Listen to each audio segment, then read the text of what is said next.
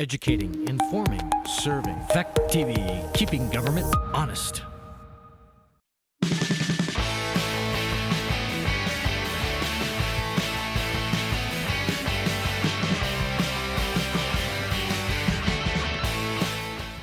Special joint board meeting tonight. It's 6 o'clock.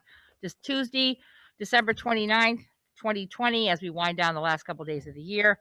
We're in the Rockingham Lower Town, Lower Theater room, and thank you, those of you who are Zooming, to provide safe distancing for everyone. And let me see, I'd like to call the meeting to order. Any additions to the agenda for routine administrative matters and or pressing matters that will require ratification at a future meeting? Do you have anything, Scott? No? Okay. No. All right. We did not include on here passing the minutes from the last joint board meeting, so I guess we aren't doing that till the next joint board meeting at this point. Public comment on items? Excuse me? What about them? No, we have the minutes, but we don't have, it's not listed on the warning to approve the minutes, so we'll be waiting till the next joint board meeting to approve 2 sets of minutes, right?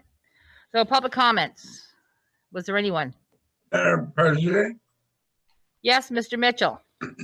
Remember there's 3 minutes, just letting you know in advance. Yeah, I'm long-winded, I know. I want to wish everybody a happy new year, first of all. I also want to give praise where praise is due. Our town highway department and our fire department did an excellent job of cleaning roads, snowstorm, and the flooding. Speaking of the flooding, somebody needs to address the fire department telephone system. There's water has been leaked in that job. Fire department for some time. I also want to tell you that I'm a little upset with this issue about the police chief selection. We were told to move forward. We had an officer that was written out of town on rail, But anyway, to make a long story short, we've hired an officer who's on the Lori's list. That's a real serious problem. The tank is not gone. Now, what's very upsetting about this is that Tracy Schreiber is very well aware of this. She's the one that sat on this committee and endorsed the chief, but turns around and allows a cop that she would not even allow to testify in her courtroom. He was fired by Windham County. He lied to the prosecutor, Stephen Brown, in Windham County, and yet we hire him. There's a double standard here, and that's very, very upsetting. Now, as far as I'm trying to get through with you about the fire department, when you call the fire department number, they've had a problem for months of water in the line, and the call gets disconnected, or they have to call you by their cell phone. We're spending a lot of money in that fire department to upgrade things. We need to get the phone line. That's the most important thing. Having said that, I rest my case. Thank you very much, Mr. Mitchell. Happy New Year. Happy New Year. Anyone else who wishes to make public comment? I don't see anyone. Shannon, do you see anyone? Nope. I do not see anybody. Okay. All right, then we will move on. I'm sorry. One moment, please. I'd like to hear from Wade Mashur, please.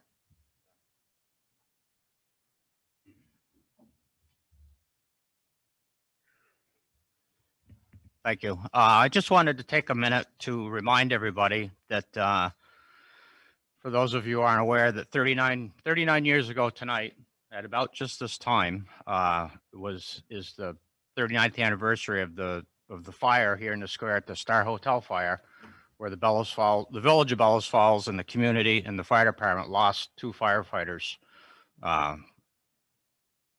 in the operation of that fire, and they're working to help battle that blaze and do what they had to do.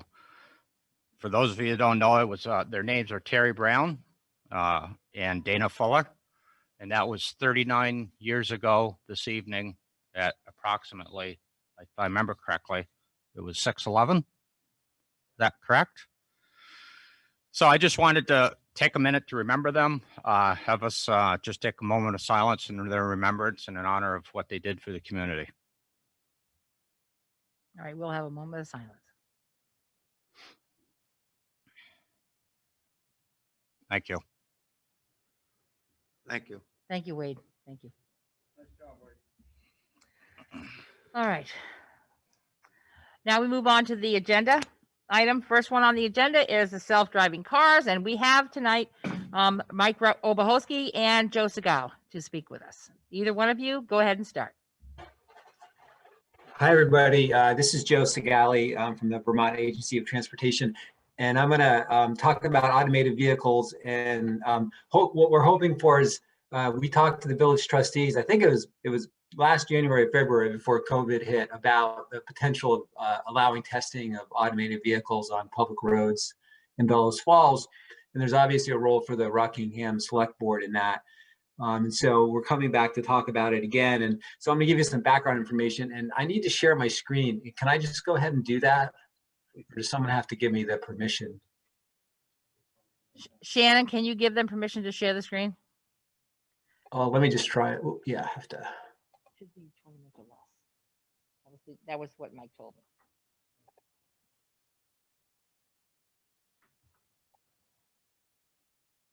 I've made you host temporarily. When you're done, if you could just give it back, that would be great. Okay, will do.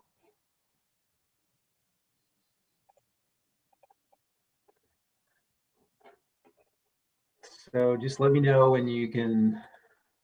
We got it. Okay. And you're still good? You can still see it? Okay. Yep. Yeah, so the question tonight is, are Rockingham and Bellows Falls willing to allow testing of automated vehicles on your town highways? I'll give you an quick overview of automated vehicles, as well as the permitting process, which we've now finalized, and talk about some of the risks at the municipal level and what the next steps are. And I know you have a long agenda, so I'm going to try to move kind of fast through some of this, because I know some of you have seen this already. So this shows you the equipment that's on automated vehicles that allows it to drive. It has cameras, it has LiDAR, which is like three-dimensional radar that surrounds objects, and then there's software on board that can interpret that. An automated vehicle with an automated driving system will have the ability to do all the tasks that a driver can do: steer, accelerate, brake, identify objects, and react accordingly. There are 5 levels of automation, and really 6 if you count 0. Level 0 is just conventional car. And what the blue means is, blue and green is, blue is the amount of involvement that a human driver has, and green is the amount of involvement that the system has. And vehicles with level 1 and 2 automation, and it's often described as driver assistance or advanced driver assistance. It's things like advanced it's cruise control or self-parking, the sort of systems, or lane keeping, the sort of systems that give the human driver information, but the human driver is still clearly in control and responsible for the vehicle. Highly automated vehicles are in the categories of 3, 4, and 5, and there are no highly automated vehicles available on the market right now, but many are being tested around the country. And the legislature passed a bill in 2019 that allows the testing of levels 3, 4, and 5 on public roads in Vermont. A level 3 vehicle has the ability to completely drive the vehicle. When the system is engaged, it will take over control, but the human driver has to be ready in the fallback position if the system turns off, or if there's some sort of failure. But when the system is engaged, the system is driving the car. The difference between level 3 and level 4 is that the system actually has the ability to put the vehicle in what's called a minimal risk condition. So if it gets out of the area where it's designed to operate, like it may only be designed to operate on the interstate, for example, or possibly in like a campus, a college campus or office park. And as long as it's in its operating domain, as it's called, the system will be able to put the vehicle in a minimal risk condition. And the human driver only needs to be ready to take control once it gets out of its operational design domain. And then level 5 is completely 100% self-driving vehicle. And in that case, the human beings aren't operating it at all. They might be passengers. These vehicles might not have anybody in them. They may drop off their passengers and go find a place to park, or they could be moving freight or making small deliveries. So in order to test these vehicles on public roads in Vermont, a permit is necessary.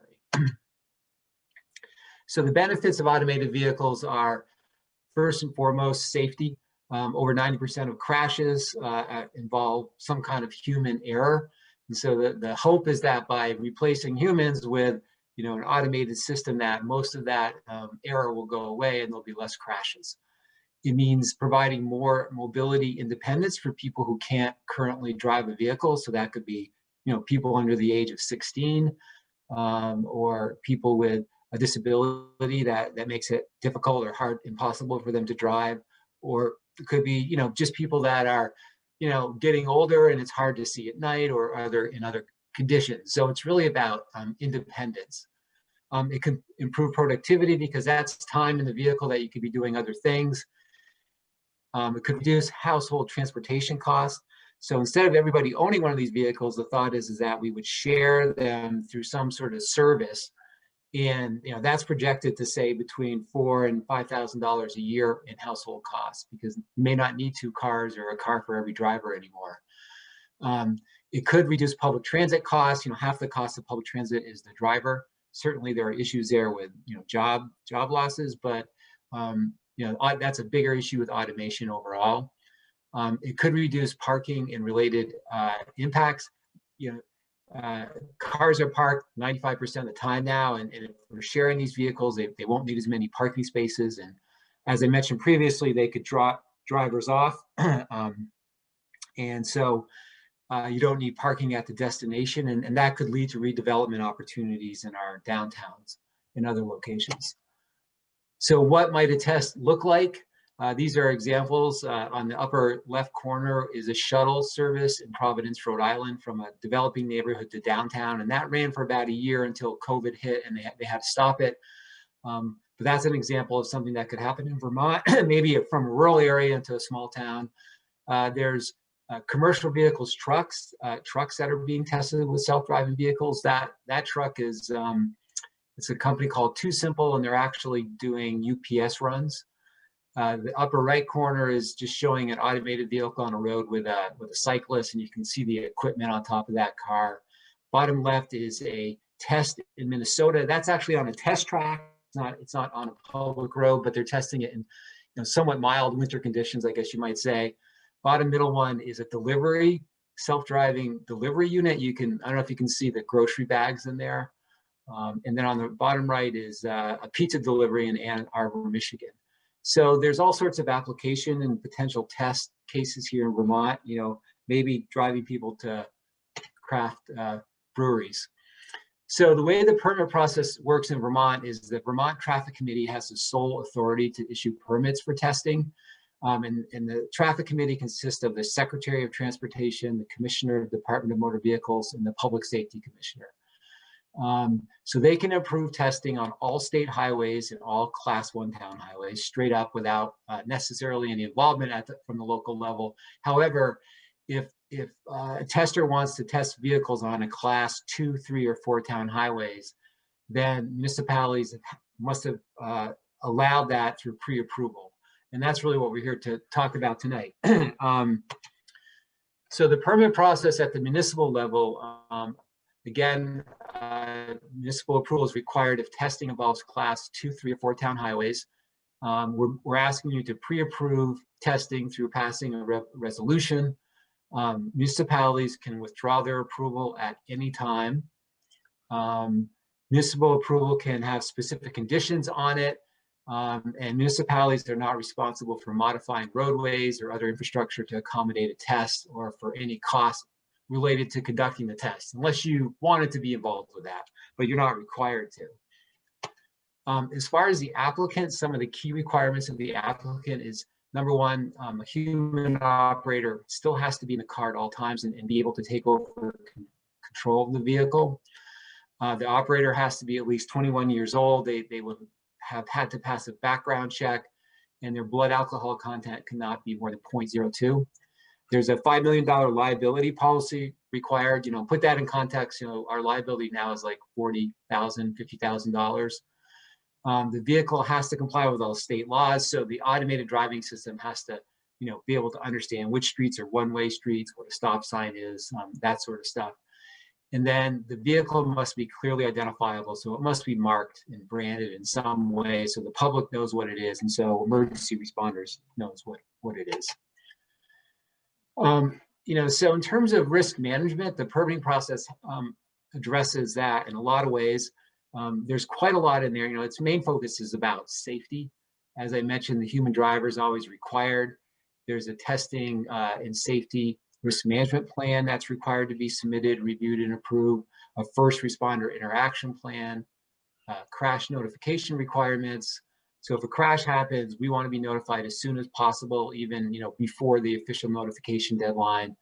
Joe, can you give me a second? Shannon, can you get rid of that box? We can't read all of his screen because the box with all the people in it is in the way. Can it be minimized? Can you minimize it? So Joe is the presenter, so he would have to do it on his screen. Oh, Did I just do that? you would do that. Okay. So that way we can read the whole screen. Hit the little minus button in the boxes of the humans. Yeah. Is it gone now? Nope.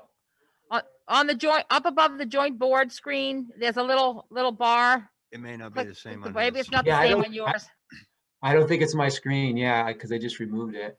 So if you click down below on the bar at the bottom and you hit participants, a bar will come up on the right-hand corner of your screen, and then you can minimize it. Or is it ours, Chief? Or is it, Give it a whirl. well, we don't have it on ours. Did you guys see my screen change with what I just did? Yep. Okay, Did. so I'm pretty sure that that's not me. Hold on, we gotta try here. We Yeah. did it. Yay! Go Okay. back to, Now you can go back to full screen. Yeah, okay, I just did. Good. Awesome. perfect. Thank you. you. Well, Yeah. I'm sorry. There's a couple second lag, so Okay, we're good. thanks everybody. So there's a lot we have in the guidance on safety. I already talked about all the local control, how we're dealing with that. There's requirements for public involvement and transparency. When the traffic committee holds its hearing, that's a public hearing. There's a report that has to be issued, and we share that with the public. The application itself is available to the public with some limitations on information that's proprietary that they don't want to put out there and lose their competitive advantage. But most of the application will be available to the public. And again, there's insurance and legal exposure strategies. Again, the $5 million of liability. I think, most importantly is the applicant must defend the state, municipalities, and their employees against third-party claims or suits. So why allow testing in your town? We want to facilitate the deployment of automated vehicles so that Vermonters can benefit from the benefits as soon as possible. Want to build public confidence. The more people see these and maybe see them out on the road, the more likely they are to accept them when they're on the market. We're looking to be a proactive partner with the municipalities so that we can attract some testers to come here. This is an opportunity for you guys to be first. Not everybody can be first, but you guys can be first. It's an opportunity to provide transparency with your community, creating economic opportunity, both in terms of at the household level and saving costs in the long run. And there might be some other opportunities that arise as well. And then ultimately providing for the mobility needs of everybody. So this is a busy shot, sorry about that, but within the guidance itself, and we'll send this to you separately, but there's a sample resolution that you could use to pass in your municipality. And the guidance itself has all kinds of detail. And the resolution kind of just lays out, some of the facts of the permitting process and how it works and what the authority of the municipality is. But it also is an opportunity to think about, are there any conditions you may want to put on your approval? Are there some roads you just would prefer that they not be on? Are there other roads that, yes, they can be on, but maybe only at certain times? So this is an opportunity to sort of lay it all out for your municipality. So what the next steps could be here, if you want to move forward, are, a general decision that, you do want to keep moving forward and explore pre-approval. And think about the considerations and the conditions. Is it townwide or is it just the village? Is it all or is it just specific roads? Maybe you'd want to limit it during special events, like, a lot of towns have, running events or sports events or what are, classic cars things going on or whatever. There's special events or even, certain construction activities maybe you would want to limit on what was happening. A possible process for you to think about is establishing a work group to develop the recommendations about, where and when testing would be allowed. And we would, be happy to work with you on that committee. And you may want a rep from the town select board and the village trustees, police and first responders, someone from public works, and then, presenting your recommendation as select board trustees joint meeting and then, reviewing and approving the resolution. So that's a process for you to think of. I'll just one more thing I want to say, and I'll just kind of maybe come back to this slide, but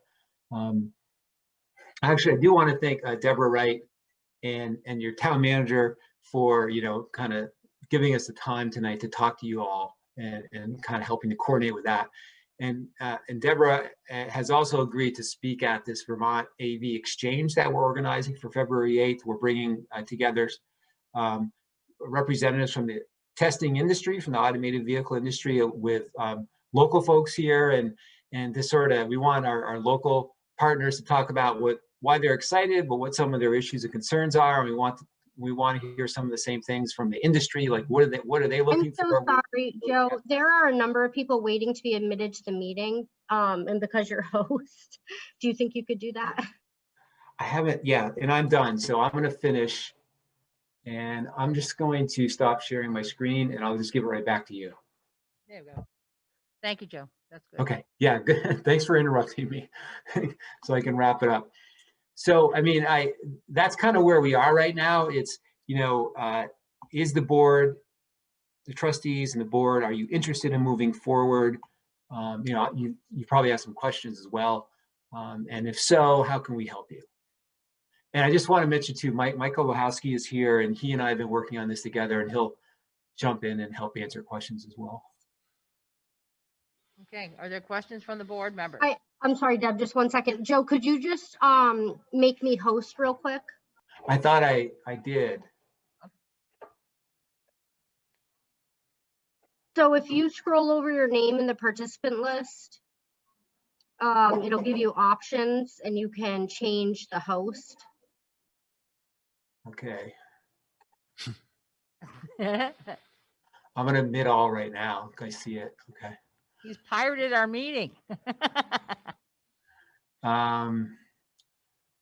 Boy, I don't see where. Tell me how to do that again.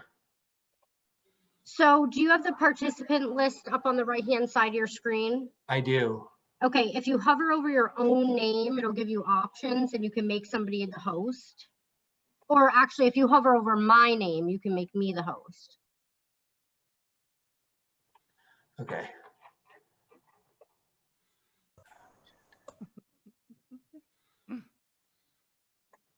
You keep moving. Okay. Yeah, so if you Okay. hover over my name, it says like more. I think I just did it. Looks like you got it. You're the host now, Shannon. Thank God.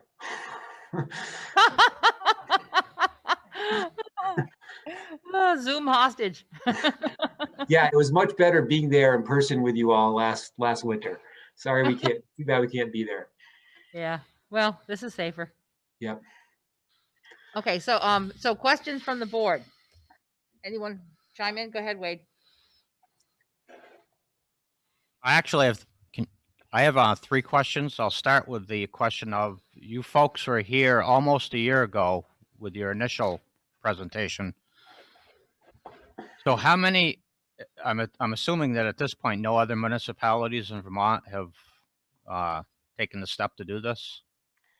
Nobody else has taken the step. Springfield was the one other community that has, that was interested as well.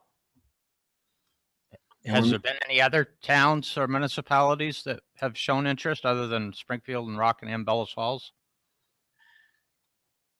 No, I mean, I've had a few inquiries, but Yep. but quite frankly, we really just, we slowed way down when COVID hit and Yep. focused on getting the guidance passed. And so now that we have the actual guidance and the permit application ready, we feel like we know what the process is now. It gives us something more concrete to talk to communities about. You had more questions? 2 other quick questions. The legal documents that are required through the permitting process, who actually reviews them prior to approval? They would be reviewed by the Agency of Transportation, the Department of Motor Vehicles, and the Vermont State Police. Okay. And my last question, because I'm not sure, I think it mentioned in your slides that you needed, the municipalities had to weigh in on class 2, 3, and 4 roads. Yes. So does that mean, what's a class 2 road? So does that mean like a class 1 road, you wouldn't need our blessing? Right. Or do we have any class 1 roads in No. it? I don't know. Just 3 and 4s, I think. Well, a class 1 road is a road that has a state route number on it, like, Route 5. Right. But the road is actually owned by the municipality. So does Route 5 go right through the? It does. Yes. So I'm guessing, I don't have a map in front of me, but that's probably a class 1 road, which means it carries a state route number because the state road goes through it, but you have jurisdiction over that road. And there might be a few other of those. The class 2 road, yeah. So having so that would mean what you're telling us is that if we have a Route 5 and a 103 and a 121 and whatnot in Rockingham, the local government would still have to weigh in and give approval for that? No, on a class 1 road doesn't require approval of the municipality. Okay, that's what I thought. That's what your slide said. Okay. Yeah. So- I think you do give us notice, correct? Yes, absolutely. And, it has to be at least 60 days notice, and you could make you could comment on that to the traffic committee, and I guarantee you they will take your comments seriously. So anything after a 1, then 2, 3, and 4, you have to get the local municipality's blessing to do this. Right. Okay. That's all Right. Thank you. Okay, Yeah. Jeff, did you have anything? And the thought right now is not for us to go and use the class 1s without the participation of the municipality which they're located. We want to work in partnership with everybody. Right. So Wade, did you not have any? No? Yes? Yeah, Peter? Yes, no. So at this point, we're just getting information. I was at the trustees meeting when you came the last time, and then it was determined that the town actually owns the road, so you should come to this meeting. But right now, you're just looking for input from us, or a hard no, or like the other communities. And I have one question. It may seem, when I think of these, and when I sat in the trustees meeting last January, I think of these vehicles coming through this village, this little compact village in particular. I think they might be fine cruising out 121, but there's 12 crosswalks here from the bridge to the bank. It's probably a half a mile. And so in particular, in all of these vehicles, whether it be the grocery one, a 18-wheeler, it's a simple question to me, but the way I was brought up in Vermont, so if someone's standing there, how does a car identify that person might want to cross, or they're just standing there?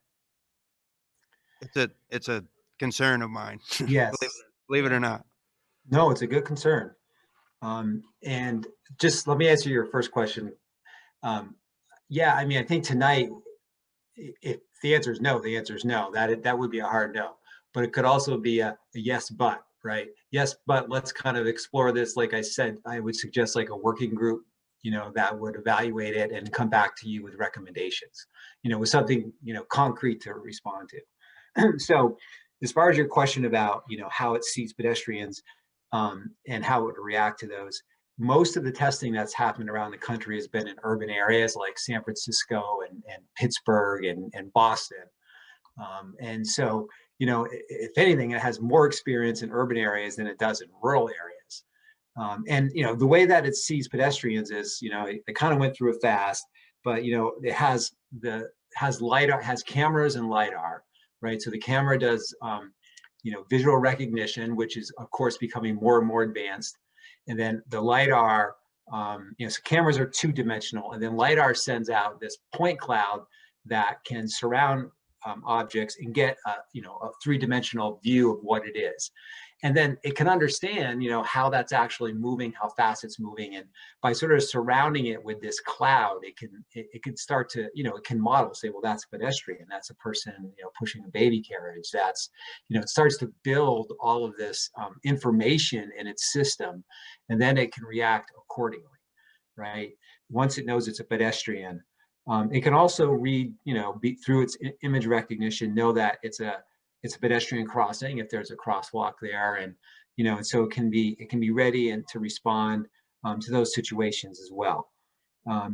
And so it's like I said, it's been a lot of testing in urban areas. I think what we have to offer in Vermont in a testing environment is challenging weather in small town centers.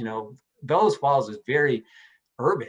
Once you get in it, you feel like you could almost be in a bigger city that's stretched out longer. But it also is surrounded by all this rural countryside. And so how do you work in both those environments and on gravel roads in particular, gravel, snowy roads? And it's going to have to work in all these places if it's going to be able to be sold all around the country. So that's kind of the idea. I think I understand all the the capabilities of these vehicles. My wife's car does a lot of them, but yeah, like typically we'll stop, the pedestrian will acknowledge I've stopped and then wave. So I'm just wondering how it determines, but that's in the future. And the same thing, when I think of this village, I was brought up to let someone pull out or back out of J&H. If their reverse lights are on, I acknowledge them by flashing my lights, they back out. Yeah. Without a human element, those are things that cross my mind when I think of an automated system where that car is just going to cruise by, and every car is automated. How's the guy going to back out? But that's neither here nor there. I'm not against it. I'm not against the idea. Yeah. That's for sure. I like technology, and to a point. Well, perhaps maybe to move us along, because we do have a long agenda. Yeah. I think the working group idea sounds like we can dive into some of these very specific concerns that Gaetano has and others that I'm sure others will bring up. And then maybe we can give you a more comprehensive view before we bring you the sample resolution and have a determination as to how we go forward. So I would like to see the boards make a motion and move forward on forming a working group. I think that's great. That would be a yes, but at this point, which Yeah. is kind of what you guys are looking for. I guess I'm not Thank really, you. I don't really understand why people aren't more excited about this. Remember that this is testing, and there will always be a person in the vehicle when they're being tested, because they have to have a backup, and we are the backup. Human beings are still the backup for these systems to see how they will react in such situations. Like there's backup lights. Is that vehicle going to stop, or is that vehicle going to buzz past while someone's backing out of a parking spot? It should, just like the technology we currently have in a lot of our new vehicles, it should stop because it recognizes there's motion in the field. That's what LiDAR is about. Recognizing there's motion in the field, it should stop. So we'll have human beings in the vehicles that are being tested. There'll be, you guys won't let anyone into our area if we get this all gone with an application, unless they pass all of the requirements.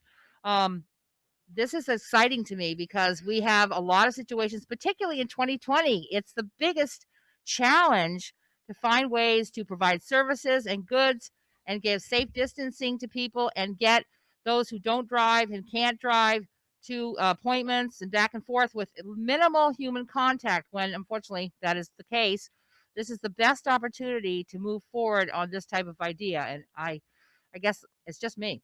But in any case, I would like us to make a motion. So I'm going to make a motion for the village. I move that we ask management to help form a working group for testing of automated vehicles.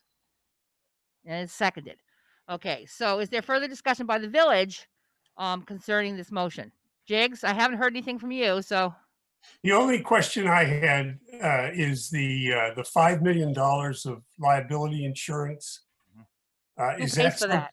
The people that test the cars. Yeah, we Yes, don't pay the it. The people testers. test the Okay. cars. That's Testers. those are my feeling. Okay, I'm fine. That's right. Okay, yeah, I figured the finance piece would be what you'd be concerned about. So And the Okay. $5 million is a minimum amount. of insurance that they would hold. Okay, great. All right then. All those in favor of the motion, please signify by saying aye. Aye. Aye. Aye. Jigs? Aye. Aye. Okay, we are unanimous. And now what would the town like to do? Would entertain a motion? Mr. Chairman, I'll make the motion that also that we would, the town would move forward in the yes but area and just say that we would like to form a work group and get some information on this. Second. Motion's been made and seconded for the select board to authorize manager to form a working group. All those, any questions? Gary typed something. I don't know. Oh, okay, he concurs with Deb's decision of the import. Okay. All those in favor signify by saying aye. Aye. Aye. Motion Aye. passed. Susan said aye. Okay. All right, good. We're moving forward, guys. We are That's moving great. forward on automated vehicles. Right. And So, Joe, Thanks a lot. thank you. Joe, if you could just send us copies of your slide presentation, I'll make sure that we get those out to everybody and get them posted so we can get some additional information out on the website. Okay. We Thank will you. do that, Scott. And we have just a couple other things we'll attach to that too, just Perfect. for additional information. And we'll be in touch with you on organizing this working group. Sounds great. Awesome. Thank you, guys. In Thank the Thank you for your time. VLCT Happy New Year. magazine, in the VLTC magazine that you all receive on page, I think it's 23 through 25, there's an article that Joe wrote on this that I'd recommend to you. Yes. Actually, we got it in our packets. Thank you very much. It's great. It's a good article. Very Good. good article. Happy New Year. Thank you, Great to gentlemen. see you, Mike. Thanks, Thank you everybody. very much. Bye. Thank you very much. Bye. We're going to move on to the agenda to BIFTA overview and update. Betsy Thurston's here for that. Hi, Betsy. Hi, thanks so much for having me. So I tried to send it in, but I didn't attach it. So I guess you didn't get any of my writing. Just wanted to give you some highlights. First off, I am the executive director of BIFTA. I think everybody knows that now. Thank you. So we've applied for and received 2 grants through the Agency of Commerce and Community Development. The Restart Vermont Regional Marketing Grant, we received $15,000. We introduced BF Bucks. There were $5 coupons to spend at the area businesses. They were designed by Jessie Lynn Bashaw. $2,300 worth were cashed in of a possible $7,500. So it was unfortunate many were not cashed. But with the leftover money, we purchased gift certificates, and through social media, we gave them away. Most businesses were supported that way. We were also able to pay Wool Radio and Fact TV for promotion through our light up ceremony and with holiday music. We had live footage and video interviews, so thank you, Fact TV. The other grant we received is a block grant through the state of Vermont as a sub-grant from the town for $25,000. And the design committee led by Chair Elijah Zimmer created the design, organized the decorating of the square, and developed the Light Up BF campaign.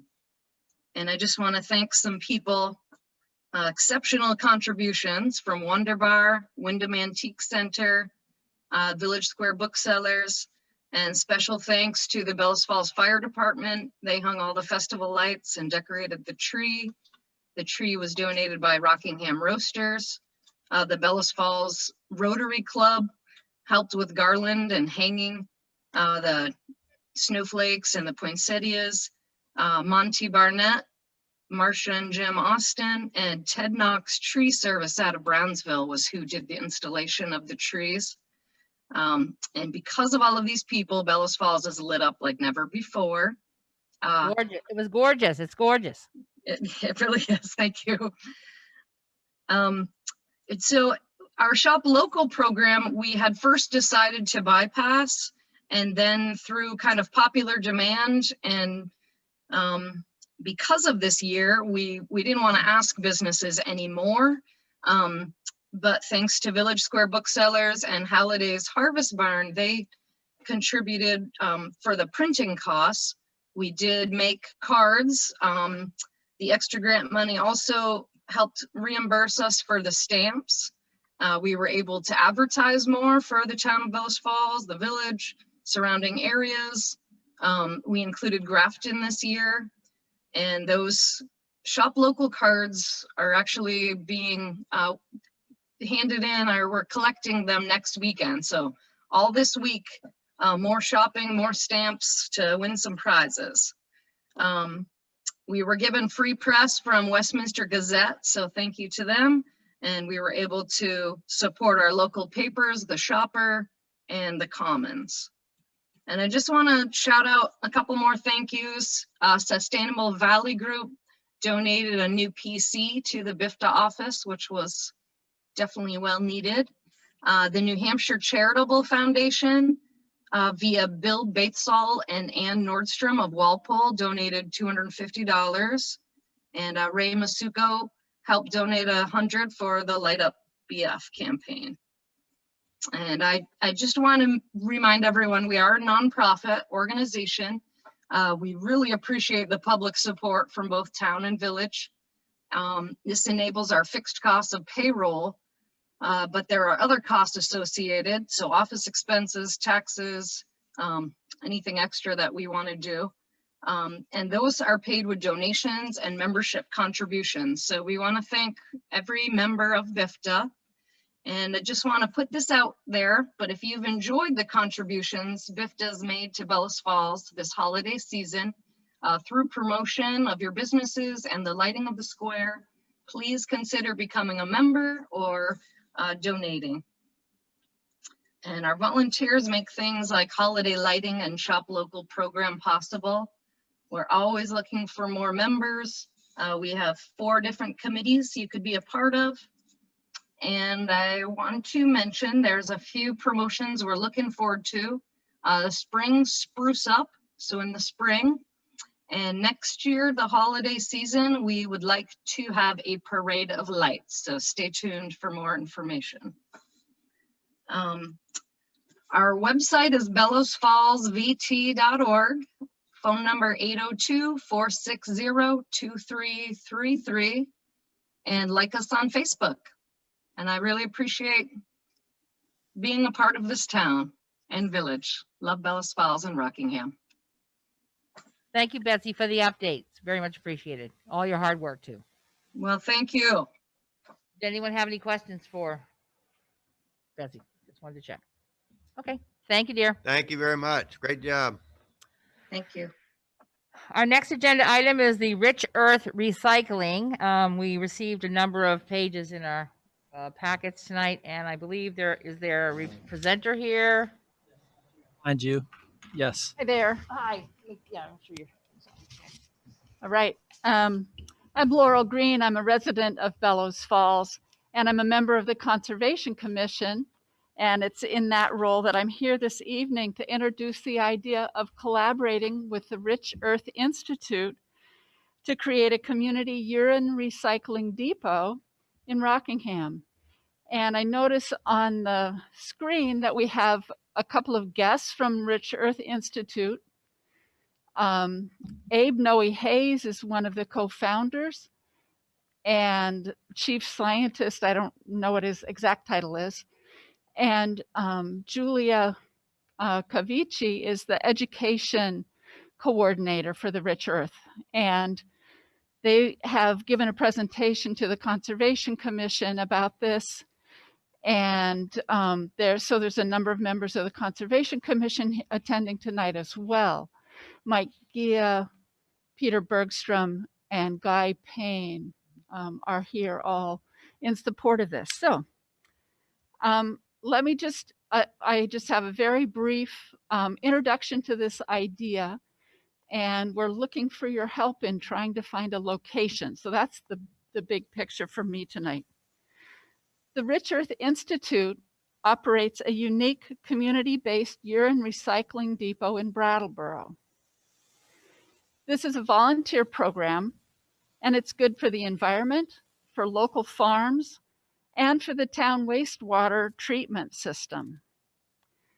The Rich Earth Institute has received grant funds from the National Fish and Wildlife Foundation to expand their program. In cooperation with the town of Rockingham, they could install a new urine depot in or near Bellows Falls, and also grow a network of new donors, urine donors, to participate in the program. A typical participant may be of any age, any background, but the thing these folks have in common will be their concern for the environment. So the reason for doing this is because the Connecticut River watershed has an excess of nitrogen in the system. It comes from the wastewater treatment, and the nitrogen accumulates in Long Island Sound, resulting in harmful algal blooms that are of significant risk to both environment and human health. This is kind of like the phosphorus problem over on the other side of the state, where phosphorus is built up in Lake Champlain and caused algal blooms. But on this side of the mountains, it's nitrogen is the problem. The main nutrient in urine is nitrogen. And so diverting urine from the waste treatment system will reduce the nitrogen pollution in the river and in the sound. Additionally, collecting urine saves up to 80% of the drinkable water that's now being used to flush that down our toilets. Urine reclamation represents a paradigm shift in wastewater treatment, in which our bodily nutrients are no longer a source of pollution, but rather become a vital resource in the cycles of life. The Rich Earth Institute has a network of about 200 community members and 4 farm partners that are currently participating in the program. More people are interested in taking part, and a urine depot in Rockingham would give access to this program in northern Windham County. The entire process of collecting, transporting, treating, and applying the urine is permitted by the state of Vermont. If you're interested, you would be welcome to take a tour of the urine depot in Brattleboro so you can get a sense of how the system works. It's a pretty neat setup they've got. Julia Cavici, who's the education coordinator, has agreed to, if you email her, she will set up a date for you to go see the facility there, so you'd get an idea about what we're talking about setting up here. And Julia, if you could put your email address in the chat, then everybody could have access to that. So Just put the website in the chat too. yeah, the website could go on the chat as well. Yeah. The first step in all of this is to find a site, a suitable location in Bellows Falls, hopefully in or near Bellows Falls. And that's what I'm here today to ask, is for your help to locate a site. At the beginning, before the meeting, I passed out copies of alternative proposals for possible sites. And on there is listed the characteristics that kind of minimum characteristics that we're looking for to try to have the site to be able to have it work well. Those things include, of course, having some kind of access both for cars, but also for the tank truck that drains the urine, parking, days and hours of accessibility, 24 hours a day, 7 days a week is what they have in Brattleboro. That would work especially well, but maybe we could do something different here. Minimum footprint for the building would be 8 by 16. It would be a little more comfortable if it was as large as 12 by 20. It absolutely has to have a roof, but walls would be nice. If there are walls, we'll need to have doors. The ideal setup is to have an area where the urine donors enter, and then to have a separate door, a wall between where the tanks are that would have to be emptied from time to time. Do need to have electricity. It could be on private land or on public land. And just thinking about what kind of a neighborhood it is in, making sure that it's going to work well for the people who live around there, and also make it convenient and accessible to donors. So that's sort of an overview. I'm sure that this will be a longer discussion, but I just wanted to get the ball rolling with it tonight. I'm happy to answer questions, and if I don't know, we've got some good resource people here who are virtually in the meeting today. So thanks for your time. Thank you. I did want to know if there's any request for financial participation by the village or town at this point from you. I couldn't tell with the numbers whether you were looking for just a site and you handle all the finances, or if you're looking for us to do that. No, at this point, the grant fund would, there's grant funding to cover either adaptions to a building, existing building, say if we had to put in a door that's going to serve well or something like that. Or we could, one of the ideas is that a hoop house, you know, like a high tunnel that farmers use, would also be sufficient housing for it. So, and that's in the current grant. And the grant runs from, it just started at the beginning of December, and it's a 15-month grant period. But you did ask for a location that has electricity. So who would pay for the electricity? So my understanding is that the grant funds could include some rental. So say if it was a public building and needed to be reimbursed for that electrical, that would be, you know, there's funds in the grant to be able to cover that. Questions from the other board members? Anyone have any? Go ahead.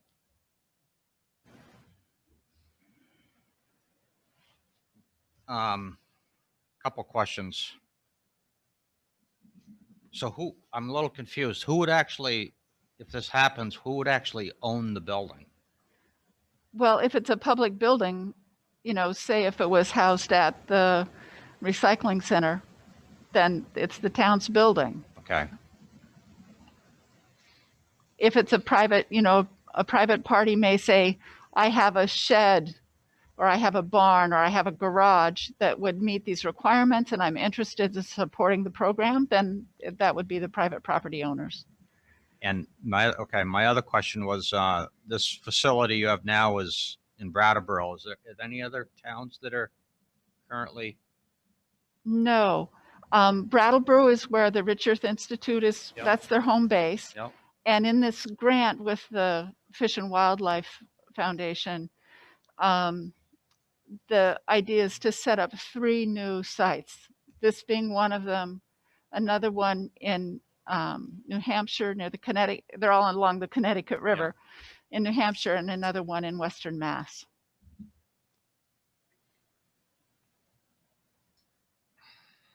Okay. Those are the questions you had. Yeah. Thank you. I just want to ask, how long has Brattleboro had that program? It's been a few years, has it not? I think the Rich Earth Institute started in 2012. So yeah, they've been around for a while and continue to get more and more grant funding. A lot of scientific work is being done around all of this. Yeah. Laurel, before we get too far into maybe some other questions, could I just ask a couple of operational questions? How often do you remove the stored urine? My understanding is that it would be about once every 2 months. Okay. And And- the other question I had is I noticed on your application, it talks about this material being recycled into a Class A biosolid. So I'm assuming that if there was ever a hosting situation, that we would not have any responsibility for how the product, once it left us, would not be our responsibility. It would be whoever, Rich Earth or whoever was running the program would have to deal with that if for whatever reason they weren't able to meet the Class A biosolid standard. So that was my other question. That's my understanding. Abe, if you have a better response to that, you're definitely, you know, the technicalities around that. Yeah, that's correct. And that's how the landowner where our current depot is, they have no responsibility for the product. That's all on us. We hold the permit from the state and all the compliance is our responsibility. Is the processing done in Brattleboro? It is, yeah. We do pasteurization at our facility in Brattleboro. I wanted to make sure that Susan Hammond and Jigs McAuliffe had an Deb, opportunity. this is Susan. Yep. Peter Go ahead. had his hand up. Yeah, this is Susan. I've visited the site. I highly recommend people go and visit. It's really interesting, and I support this effort. Great, thank you. Peter, you had something? Well, just follow up to what you were asking about. Once this thing is established, who funds it? Is it funded by the grants again, or I noticed the first line here says that the grant funds available to pay some rent or build a loop house, so hoop house. So, it's a concern. Abe, could you take that?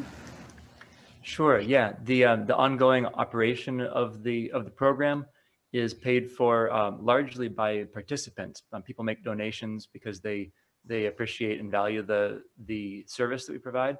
So that's a portion of it, and then another portion of it we do through ongoing grants and other funding sources. The operational cost isn't very high. The electricity usage at the depot, the current depot, is very low. I think it's under $100 a year. And so, yeah, the ongoing operation is mostly our cost of trucking it and treating it and supplying it to the farmers. But that's really rolled into our larger program cost. We also do, some people have tanks at their homes that are connected to their own toilets that divert urine, and we go and pump out from their houses as well. So it's a program where we make multiple stops, and this would be one more stop on that route. Jigs, did you have a question? Not at this time. Thank you. Anyone else? We all set? I got a couple more. Oh, I got one. okay. Giordano. Kind of just to follow up with Wade and Peter, I'm not fully understanding someone else's property hosted on town or village property. That part confuses me. And I can't think of another agency, nonprofit, private that hosts their facility on municipal property. Ultimately, it seems to me that private piece of land, but it just seemed the liability. So it mentions here having, people can be dropping off all the time, right? So we wouldn't want to have a gated facility yet. If it were at the recycling center, which to me makes the most sense, but then now we have people there all times of the day, which would open up liabilities for us for damage to, I'm just confused with the private business, nonprofit coming into a municipal property. I don't know. It wouldn't have. Yeah, sorry. Yep. No, sorry. It wouldn't have to be 24/7. That's what the current facility that we have in Brattleboro is, and that's very convenient for users. But we've been thinking a lot about, what is strictly necessary, and something like the recycling facility where it's open limited hours and supervised might be a good other model. Like just because we do have 24/7 in Brattleboro doesn't mean it has to be in another place. And because that recycling center is used so heavily in those short periods, that might be a good fit. In terms of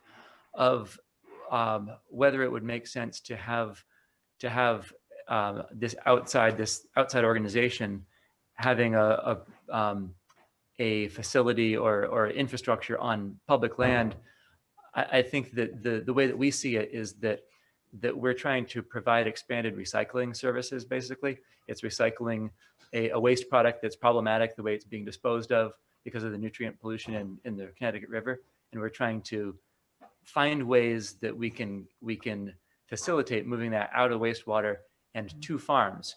So we're definitely not trying to profit, and we aren't profiting on collection of the material. It's more that that no one else provides this service, and we think that it should be available.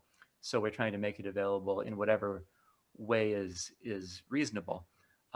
And if there is a way that would make sense in Rockingham or in Bellows Falls that is different from how the depot is in Brattleboro, for instance, the recycling facility, we definitely are very open to trying a different setup, because also part of what we are trying to do is figure out how urine recycling can integrate into different municipalities, into different existing infrastructures. So currently the Brattleboro site is on private land? Correct, yeah. It is. Okay, and I do agree with Gaetano that I'm concerned about liabilities for your facility being on municipal land at this point. Yeah, I think that's where I am with it. Is you're using private property right now. Perhaps someone in Rockingham or Bellows Falls or in Saxons River would volunteer site property where you could place it as well, as opposed to. We also do, sorry. No, go ahead, I'm done. Okay. We also do carry insurance. We have liability insurance for our current depot. So it's not on our land, but our insurance company insures the operation there. Maybe for the board's concerns about liability and the overall types of impacts, as Gaetano had brought up, we do license other businesses on public lands like we do for cell towers, for example. So there are other ways that we can look at this, and there are private entities that do use our public land, and obviously it's for a public good, communication. This is a little different than a cell tower, but it'd be somewhat along those lines, just to be simplistic. Cell tower's passive, this is not. Yeah. Type of use. Yeah. Peter, you had a question? Yeah, just somewhat of a curiosity question. In your Brattleboro location, it's on private property on Bird Street. I'm a little familiar with that area, but how about your condition or issues with vandalism? It seems like a prime target. Yeah, we have a locked door for that reason. There's a key code on the door. We haven't ever had any trouble with that. I think that we were concerned about it when we started the depot there, and that's why we had the locked door. But there's never been so far any issue at all. Okay. There was, I don't know if Shannon or somebody could read. There's like Gary Fox said something. I was trying to read it. Oh, text. Yeah, Shannon, can you read those, or somebody? I can. Fits with the Yeah, mission but all of of folks going with, no, not all of There's them. three more on the. If the facility was in the recycling center, they could name the town as an additional insured and honor the days and hours of the recycling center facility. Fits with the mission of folks going there with recycling and compost, and this is consistent with the. Consistent with what? Oh, she lost. With recycling. The intent. Okay. Yeah, I mean, that's more of the direction that kind of makes sense to me. It is essentially a recycling. It have limited hours when the place is open, and then it's secured when it's not open. And my only concern with that, now hearing about liability and stuff, would be the additional traffic, because we're still trying to figure out a very busy facility. That's the first thing comes to mind. Ultimately, I think that'd be the best place for it. It makes sense. People are one-stop shop to get rid of your products. And currently we are open 3 days a week. Yes. Now. Yeah. 3 right now, yeah. Monday, Wednesday, and Saturday, as opposed to just the 2. But yes, we're only open till 1 o'clock. It's only open till 1 o'clock. So, what are you looking from us tonight? What's your intention tonight? Well, my intention is to start getting the word out so more minds are thinking about possible locations.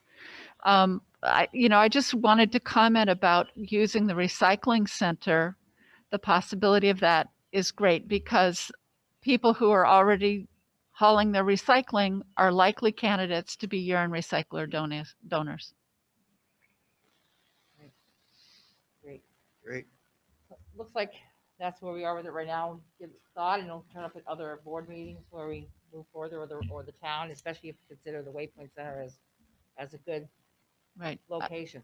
Thank you. Yeah, I definitely Yeah. welcome questions to me, and I'm sure that Abe and Julia at Rich Earth Institute also would be glad to answer any questions or concerns or ideas for possible locations. Did anyone have anything else tonight? I got one quick question. Yeah, good. One quick question. When the finished product goes to the farmers or whoever's getting it, do they pay for it? Is there a cost to They don't.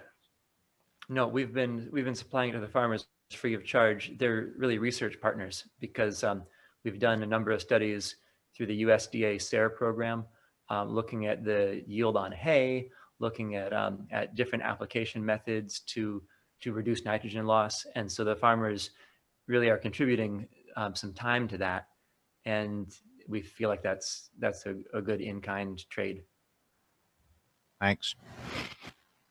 Okay. Yes, Madam Peter. President, Wait, please, Mr. Mitchell. Just one more. Water runoff. That's a big issue all of a sudden now. How's that? How does this program impact the water runoff?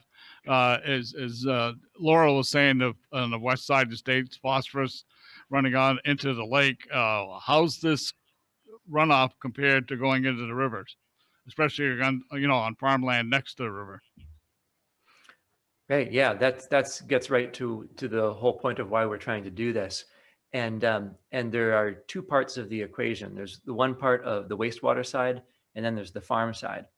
And we don't think that there's much of a change. We've done a little research, but not a lot, because there's no real reason to suspect that there would be a significant difference between typical fertilizers and urine-derived fertilizer in terms of on-farm runoff.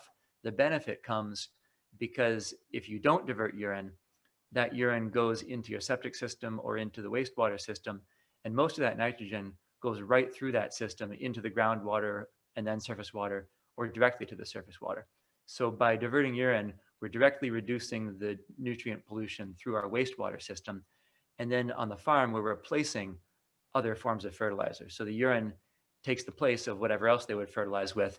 And we don't expect to see much of a difference, plus or minus, in what happens on the farm. So it's really the wastewater side where the benefit happens. That answer your question, Peter? Yeah. The other thing was with this pasteurization, as you mentioned it in Brattleboro, does that help that situation in runoff? I mean, I assume pasteurization does take care of some of that issue. It destroys any pathogens that are in there. So in terms of runoff of pathogens and germs that could get into rivers, that is solved by the pasteurization.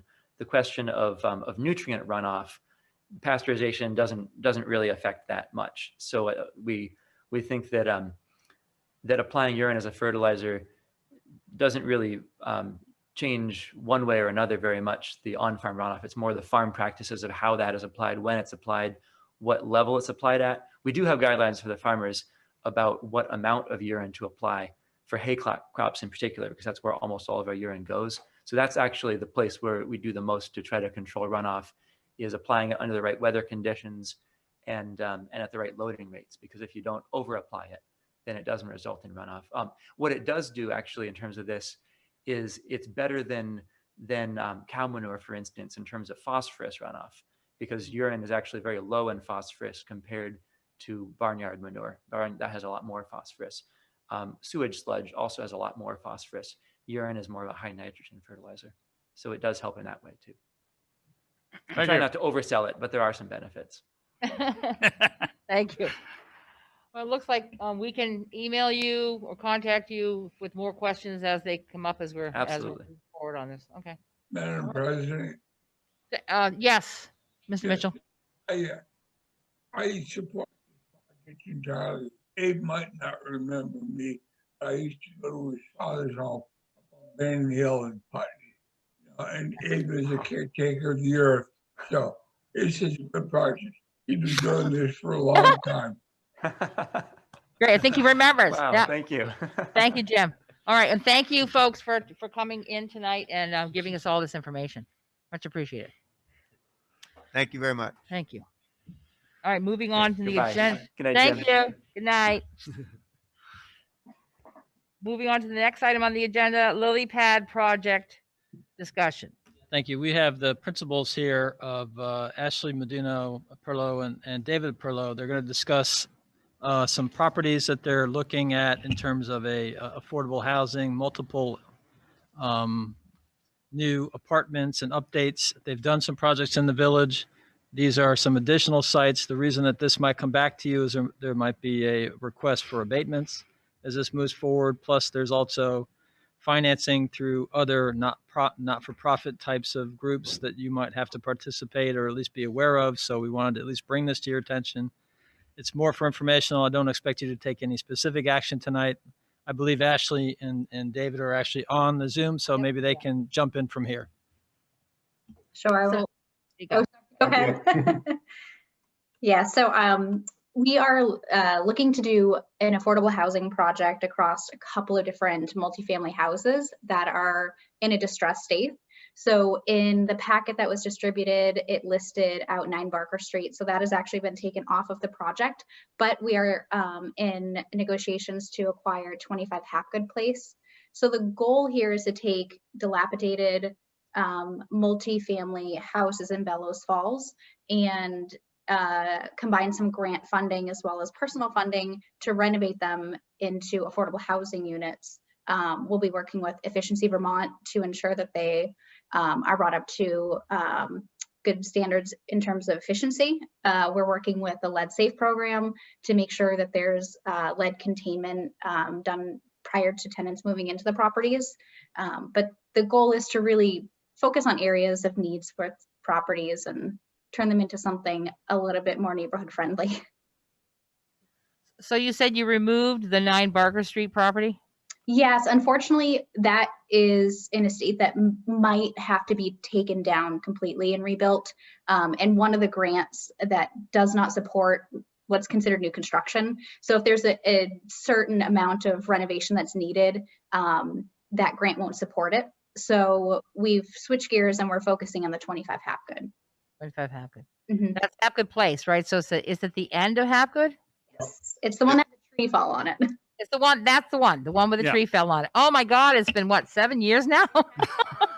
Yeah, so we signed an options agreement and that's a great one. It's a fantastic area. It's been a problem for a while. Has 5 units in it. So we're pretty excited about that one.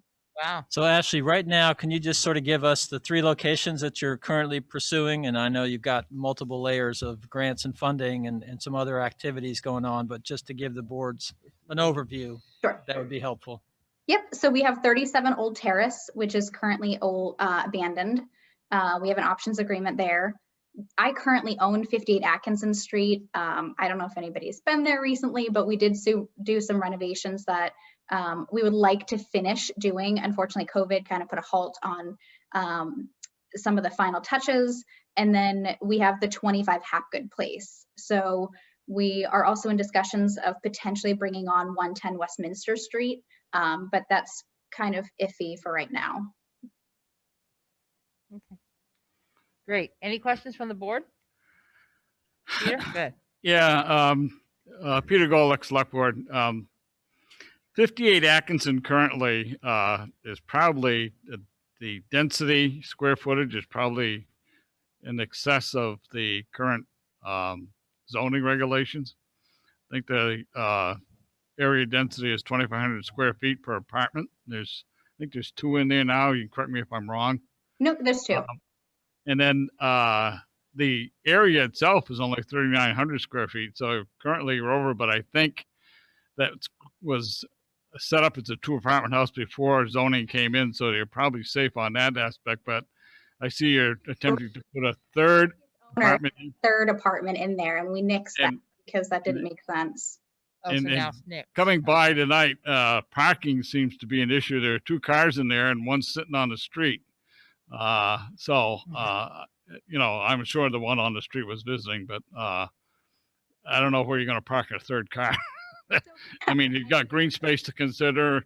And as a follow-up, what would happen if the zoning doesn't allow anything there? What does that affect your plans? I'm just curious. Not necessarily. So yes, we have put in there to take the shed and turn that into an efficiency apartment with the goal of using some of the current land to turn that into expanded parking.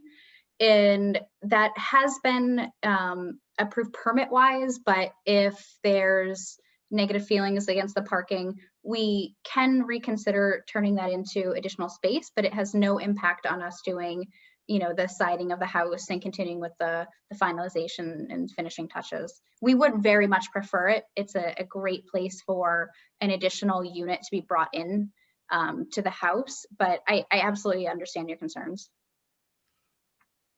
Also on 37 Old Terrace, that at one point in our discussion, Katana, you might remember that revolving loan fund on the housing proposal we had going on there. That was we talked about having the neighbors buy it out and have it demolished because it would improve the neighborhood. I don't know if you were aware of that or. I was not. Well, I'm just throwing that on the thing because it's on our agenda tomorrow night or tomorrow afternoon for the RLF, the housing part of it anyway, and that was brought up. And some of the neighbors had expressed interest to us at that point of doing exactly that, pitching in and buying it out. The blank vacant lot there was a house that burned several years ago, and the town demolished it, and then they sold the property to 2 of the adjoining landowner property. So it improved the neighborhood by taking that, you know, down and whatever. And it's really improved that because those houses along that area, except for 37, have, you know, have really come up. Yeah. So, I mean, we are bringing these houses up to, you know, they're going to look great. They're going to be done properly. So I can understand it being a blighted property right now where the you know, neighboring, you know, budding properties may not want that there anymore. So what I can say is, you know, we are going to renovate them, so they're not going to be an eyesore. They're not going to be a problem for the neighbors. With that being said, you know, we're once again willing to work on the development of this project. It has a lot of moving parts. So if there is a different property that the town wants us to focus on, you know, we're happy to switch gears and maybe, you know, work towards that, but we would like to include the 37 Old Terrace in the renovation project. And just like to applaud your effort on 25 Hapgood. That it's about time something gets done with that one. Really. We've been hearing about that for so long, even at town meeting, that it's nice to hear something that's may happen there. We're trying to find the problematic ones. You know, they're a little bit easier to acquire and get the grant funding for. So 66 acres. True. Yeah. Huh? 66 and it would be, is like my dream project. All right, perfect. We'll make you a great deal. Yeah, really. I heard I could probably get it for $1. I bet you could. I see Gary's there, but does anybody else on the board have any questions or let's see, is Susan still here? Is Jig still here? I'm here, and I drove around today and looked at the 3 properties. I didn't realize that 9 Barker was off the list, but it's already been mentioned that the parking at the Atkinson Street location is a serious issue even now with 2 apartments. So and then I thought I knew what 37 Old Terrace was until I drove up there and realized that it's this 3-story thing it's in the back of a couple of houses. And I don't even know how you would drive in there. Once you drove in there, I had no idea that there's room to park vehicles or anything like that. It just looks like a landlocked piece of property that was built at a time when I guess things were simpler. But in this day and age, I just don't see how that property it would work. I just don't see it. But anyway, that was my intake or my take from my brief drive around town today. And the other thing is that I understand that the sewer line from that house actually goes underneath one of the houses that are in front of it. So that doesn't sound like a good situation to me. But anyway, I don't live in the house in front of it, so. Good point, Jigs. Let's see. Susan, did you have anything? Nope, I'm all set, but yeah, thanks for coming in and sharing this, and we look forward to seeing what happens. Thank you. We really appreciate you guys allowing us to put this on the agenda, and we look forward to speaking with you all at future meetings. I think Jeff had something, so if you want to, and then I'm gonna let Gary speak. So. Hey, Ashley, this is Jeff Dunbar speaking. Can you remind us of the house number on William Street Extension that you redid? Yes, 53 William Street Extension was a very big overhaul project that we did this past year. Yeah, that's a great example of, I think, where you're looking to go with the other property. So I'd encourage them to check that out if they haven't. Okay. Great. And oh yes, Wade. I guess I'm a little confused. I have a question. Mm-hmm. Just in summary, what are you looking for from us? So one, we want to ensure you guys are aware of our goals with these projects. I think it's fair to give everybody a heads up when we're doing development projects in the area. And we are going to be doing some requests for abatements. As you guys know, 25 Hapgood has not paid a dime in the past 7 years. So in order to make these projects feasible, we do want to request some forms of abatement. We have absolutely no problem paying, portions of these things, the back taxes, sewer, whatever fees back, but any support would be really greatly appreciated. These are not market rent rates that we're charging for these apartments. We do this specifically for affordability, for the town to have great apartments to rent that are in good condition, that are safe for the tenants, and they are geared towards 60 to 80% area market income. So it's not going to be geared towards very high end people who make a lot of money. We want to make sure that the affordable housing is there and it's in good order for tenants that may not be able to afford it otherwise. So any grant funding that we receive, we're going to make sure that it gets brought to your attention as well. There is an implementation grant that we're looking for, as well as low-income housing tax credits that are offered on a federal level. So we just want to keep everybody aware of our progress as this moves along. And the implementation grant also requires the town's administration and management. So it'll come to your attention when we go through the application process for that grant as well. Mm-hmm. And my follow-up question is, to what extent do you try to use local contractors in your rehabs? Right. So when I did the 58 Atkinson Street and 53 William Street extension, I used local contractors. I think there's a huge value in doing that, providing, local, people who live in the area the benefit of getting that work. With the grants, it's a little bit different. They have to be familiar with and done projects with low-income housing development. So, we haven't sourced those contractors just yet, but we are looking at one that has recently done a development, the new credit union, to give you an idea of, we're not looking at, Joe Schmo contractor, although we love the Joe Schmo contractors because they usually live in the towns. You do have to use a certain level of contractor for all the services surrounding these grants. Okay, thank you. For housing tax credits, you also need to have contractors that pay Davis-Bacon wages. So that's right. a big requirement. Gary, you had a question or some comment. Yeah, so I have a comment, and it was just alluded to by LilyPad. So they have been great about communicating with town staff, identifying properties that we really need to work on in the village. And the implementation grant is something that only goes through municipalities. And the time that will come up is actually right now, because the application is due on February 9th.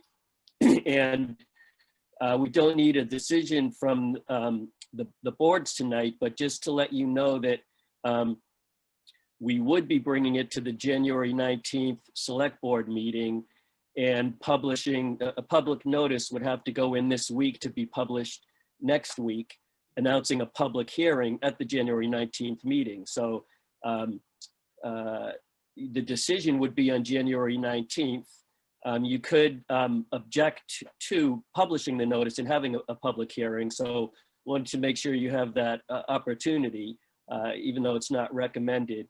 And that's, yeah, that's the scoop. It's a $300,000 implementation grant to support 3 housing redevelopment projects. And the town would subgrant to LilyPad. LilyPad would do some measure of the administration, and the town would have oversight of that and do the submission on the progress reports and the requisitions for funding. Okay, great. Gaetano, you had something. I don't. Sure. So I wasn't aware you own the property on Williams Street Extension.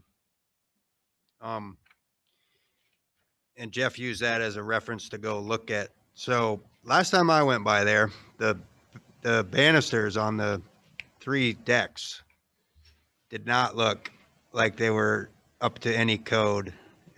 Have they been repaired, or am I Yeah. So delusional? when we first purchased the property, if you looked at them, they were very lopsided. One end was a lot lower. We had somebody go in there. Sorry, what was that? Oh, I thought that was like the finished product. It was new pressure treated balusters. It is. It was like 4 inches in between one and. Yep, you're not going to get that 100% straight. It's such an old building, but we have had additional support. If you look at the decking on the left side, on the bottom hand corner, you'll see additional supports are brought up there, as well as in the middle of the deck.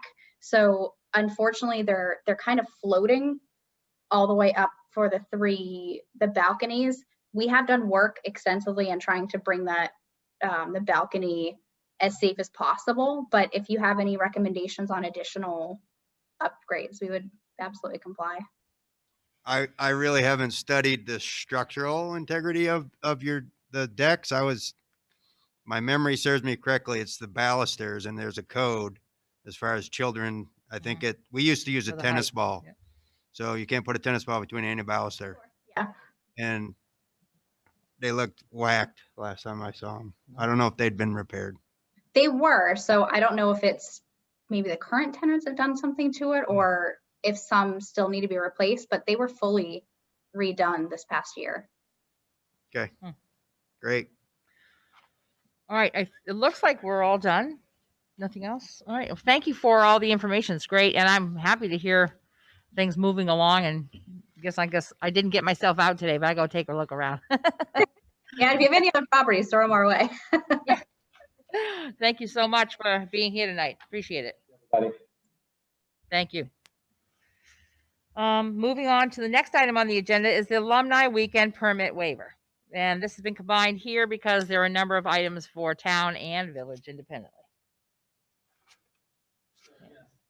In your packet of information, and again, all of this is depending upon where we stand with COVID requirements. So I think we're somewhat premature, but hopeful that by the time that this event is proposed, that we'll be in a better place for large gatherings and maybe actually have some fun for a change. But be that as it may, we wanted to bring this to your attention now. The events are being proposed for June 18th through June 20th. There's a host of activities that are involving multiple locations. Waypoint Center. They want to use the theater. They want to use. They want to have a parade. Noise ordinance waiver. They want to hang a banner. So there's a number of items. I think there's 6 or 7 specific things here that will have to come for your approval for waiver. So I wanted to just bring this to your attention now. We're certainly not going to ask you to do this evening. I just wanted to just give you a general informational sort of heads up on this, as well as ask if there's any other additional information you would like me to try to get from Jill, who's the Alumni Association president, who's coordinating this activity. Yes, and she's here. Oh, she is here. Great. So maybe. Yeah. Yeah. Hi, I just wanted to give a little bit of information. Thank you for having us. I do realize we're a little bit early. We usually come January or February, but as usual, we start our planning this early to start getting ready for our June weekend.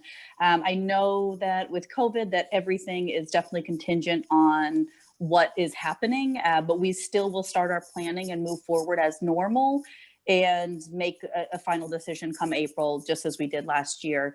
But as for anything to occur that weekend, it's all contingent on the town with the permits and the waiver. So I wanted to get those to you guys in front of you so that if there is any questions or any issues that we might run into, not related to COVID, that we could address those now. Great. Peter. Jill, just a minor thing here on page 1 of 10.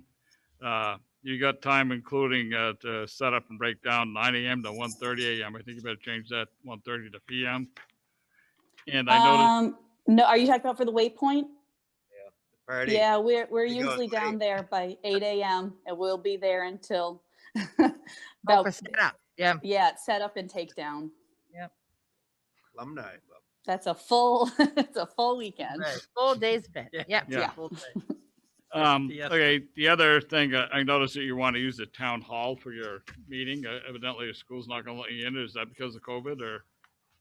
Oh, no, the town hall should just be for the morning of the parade to use. We usually have the girls come in to be able to use the bathroom. And if it's raining, they can kind of just be waiting in there. Yeah, that's just to be able to have them kind of use the facility that morning. No, I thought maybe the school wouldn't let you use the auditorium because of COVID. And you had to come into the auditorium up here. It's not an issue, but you know, First time I've seen that.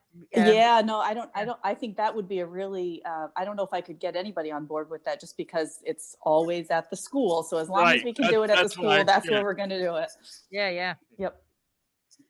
Anyone else with anything else? Why can't we approve them right now and just? Yeah, I mean, it would really be ideal if that could be, but with the we completely understand it would be with the contingency of COVID anything occurring with COVID. You could do that with the proviso that if there are obviously other, emergency types of, state regulation, we'd have to make sure we followed. That's all. Mm-hmm. She's done all the paperwork and we're all here. Yeah, and that's true. Yeah. we're used to this. So you want to do the select board side now? Oh, so what? Yeah. Oh, this on the list here. Those things noted. Give 2 things for the manager, for the select board to do. Need the Waypoint Center. Request for alcohol on municipal property. Fee reduction for theater.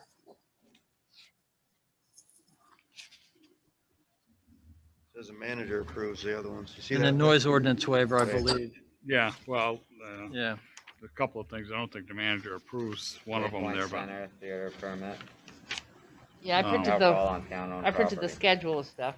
Yeah, there should also be a letter for each board. So the select board has the fee waiver for the Waypoint, the fee waiver for the theater and entertainment permit, and the approval of alcohol on town-owned property.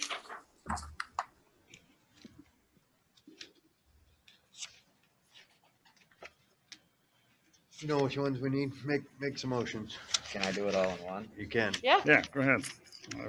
I move that the Rockingham Select Board reduce the fee waiver for the use of the Waypoint Center and reduce the fee waiver for the theater and entertainment permit and approve the use of alcohol on town owner property for the Bells Falls High School Alumni Association weekend, June 18th. Second. Motion's been made and seconded to approve the requests from the Alumni Association for 2021 Alumni Weekend pending the future. Any discussion? All those in favor signify by saying aye. Aye. Aye. Okay. Motion passes. Thank you. On the village, oh, thank you, Susan. On the village side, you have the list of things that we have to approve. You can put them all in one motion. I move that we waive the fee for parade and open air event, open bottle ordinance waiver, noise ordinance waiver, and the fee waiver for the banner for Alumni Weekend, June 18th to 20th, 2021. Need a second? I'll second that. Any further discussion on these items?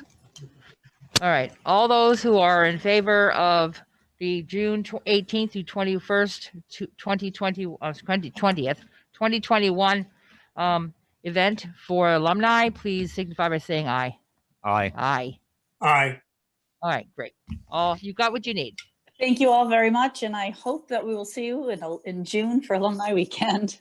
Fingers crossed. Good luck. All right, moving on, we head to the tax sale issue. Yeah, so I think that Shannon, I think, is still, she's there. She's muted, but she can come back on.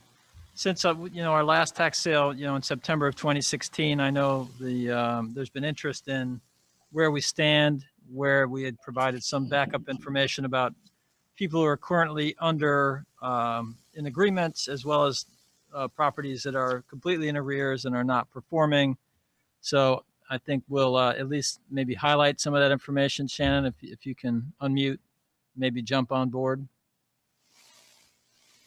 Hi, yeah. So the village currently has about $15,000 worth of past due taxes, less at this point, but since we ran the numbers last, that are not in agreement, or town-owned properties, or properties such as that we are already in litigation with. The town has about 100,000, 200,000 altogether, but about 100,000 of that has agreements we're maybe in litigation with, or their town-owned properties. So at this time, we're really in good shape as far as past due accounts go, but happy to answer any questions you guys have. Questions? Anyone? Okay, so I have what a we question. I have yeah, go ahead, Jigs. I think to me, it's kind of like, can you do a tax sale for just one property? Or are you required to do a tax sale? If you do a tax sale, that you have to do it for all properties? It's all or none. So whatever rules you apply to the tax sale, if it's, anything that's only 3 years past due, or if it's everything that's currently past due that's not in an agreement, so you can't pick and choose. So you'd have to do it on all properties that are past due? Because they don't have a payment plan, yes. Right, because I don't know what our running total is on other expenses with regards to 66 Atkinson Street.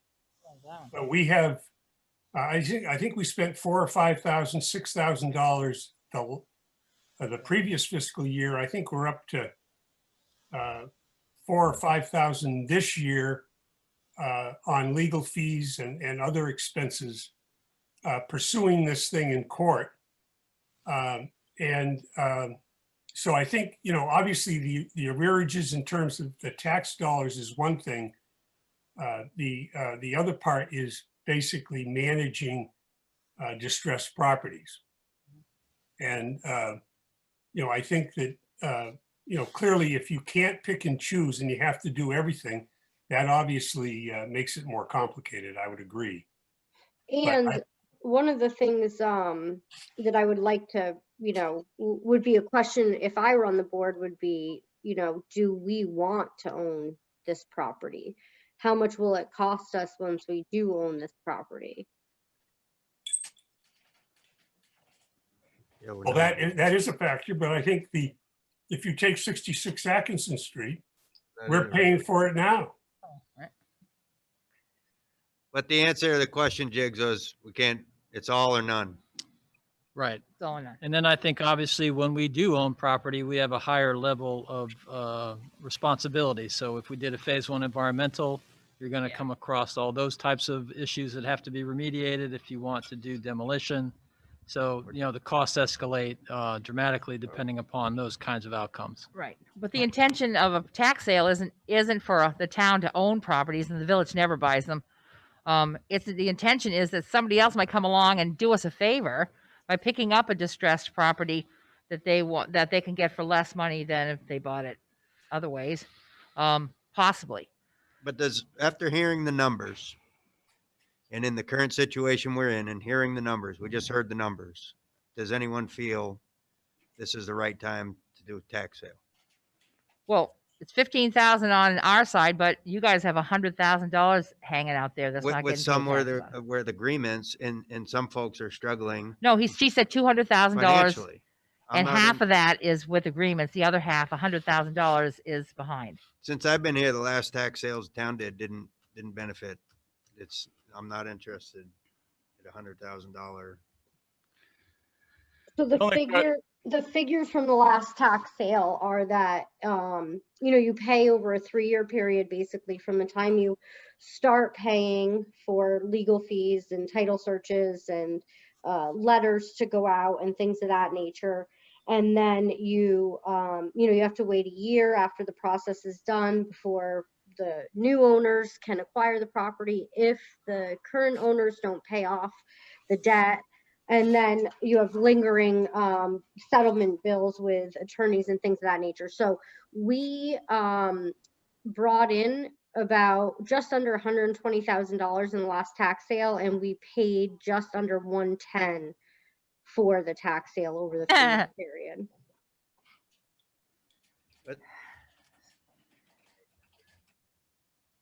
Yeah, Whoopi. Yeah, I don't. Does anyone want to take action here now? I it's think just- the answer is no. No. Gaetano, I just have something. Yes.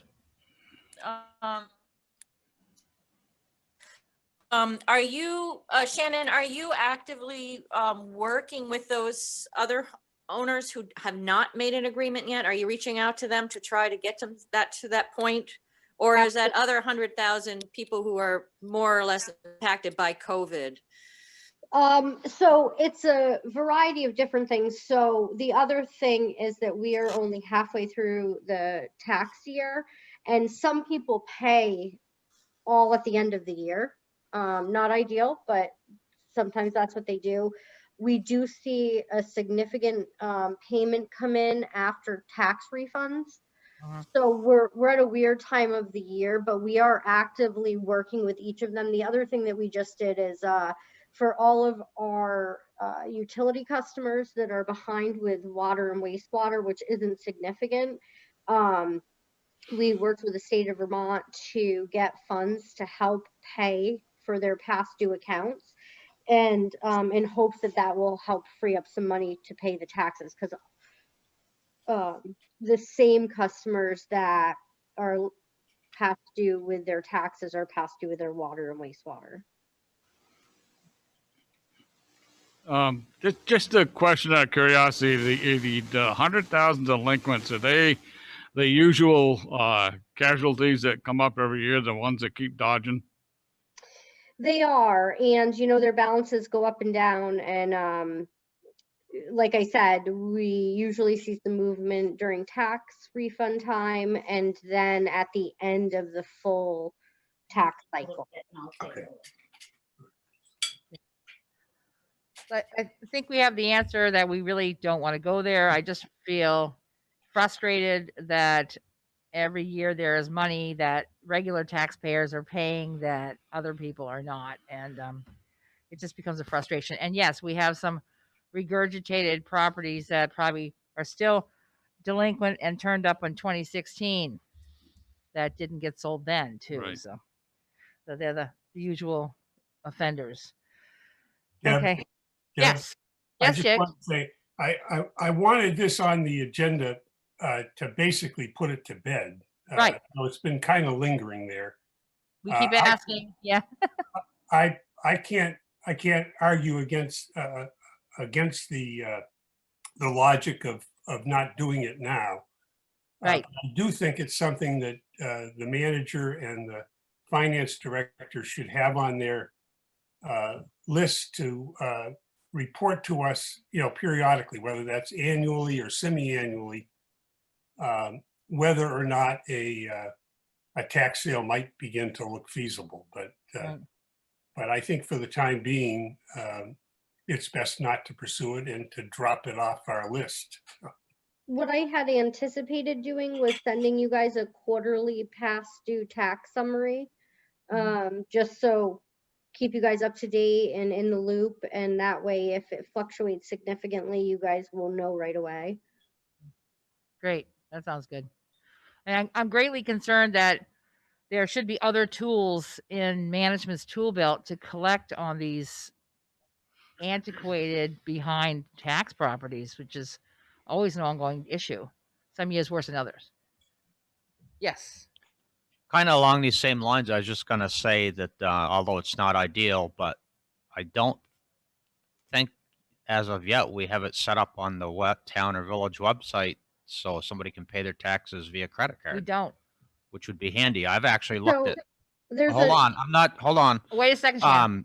I've actually been on 3 different other neighboring town websites in the last week, and every single one of them, you can pay any fee, any tax, any. I know it's come up before. Yeah, of course. It's happening. It was never going to happen. We talked about it for years. It's now happening everywhere, from the recycling center to the theater to the taxes. Right. It's a process. They're getting it done as they're moving forward. So Shannon, what's the go ahead. update on that? Sure. So we do accept credit and debit cards. And since the pandemic, we have been waiving the fee. Different than a couple of other municipalities, you just have to call the office and pay with your with your credit card. The reason that we can't do it with our site, and I would be glad to do this, is that those other municipalities have put hundreds of thousands of dollars into a system in which links with their accounting system and updates daily. So someone can log into their account and see what their taxes and their past due amount is. We would have a significant administrative nightmare if someone paid their tax bill the way it shows up in their hand and doesn't pay the penalties or the past due amounts, and then that keeps accruing interest, and then they don't know that, and now they're past due.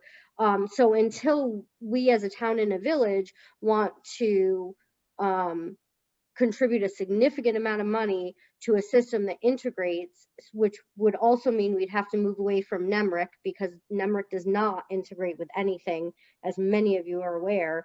So we would have to change our accounting system and then work on a website significantly different than we have. So we're talking about a very expensive venture, which I would be excited to do. However, understanding what it takes to implement a new accounting system and develop a website that's capable of doing it, and bringing in a system to house all of that information, we just haven't over the years put the money into these systems that we've needed to be at the same stage as other municipalities. Okay, so at this point, anyone can pay their bill by calling in and do it over the phone, or they can do it at the recycling center. No, taxes, water bills can be paid over the phone or at town hall. No, with I meant a debit or credit card. Yeah, I meant buying tickets and things like that at the recycling center, paying for you can't do that yet. That's still cash. Okay. But call town hall if you want to pay your water, wastewater, and tax bills. That's great. And a significant portion of our taxpayers already do that. Good. The fees waived, that's an important Yeah, that part's important. feature. So you're not going to be paying a fee if you want to use your credit card to pay your So property tax. we're not there yet, but someday we may be. But at least we're partially there. I'm excited to think about moving away from NEMRA. Me too. Yeah. Anything else on this subject? Okay, looks like we're moving away from the tax sale. We're done. Thank you, Shannon. Item number 7 is the development director position. Thank you. In your packet, I put and actually Gary worked on just 13 various functional areas where we currently have a wide variety of grants that support not only operating departments, but also some of our very important cultural heritage items that are historic that we're trying to preserve, creating trails and new pedestrian connections, trying to work on our train station, working with our economic development partners to try to enhance small business in here. Obviously, there's larger area-wide types of economic development organizations that we partner with. Gary is an important resource to work with them. But then as we get into very specific items that impact the village and the town, as we talk about projects that the BDCC are working on with the islands, we have some areas that we're working on brownfields remediations, and we're hoping to be able to return some properties back to a cash positive cash flow back to the town and the village, as well as other entities within the community, like our education taxes, our water and sewer. One of the things that we did is we just looked at one specific site, the Robertson Paper site, which everybody's well aware of. We spent significant monies to date on getting that site ready for hopefully redevelopment. Cleanup project funds were over $1 million to get that site to its current condition.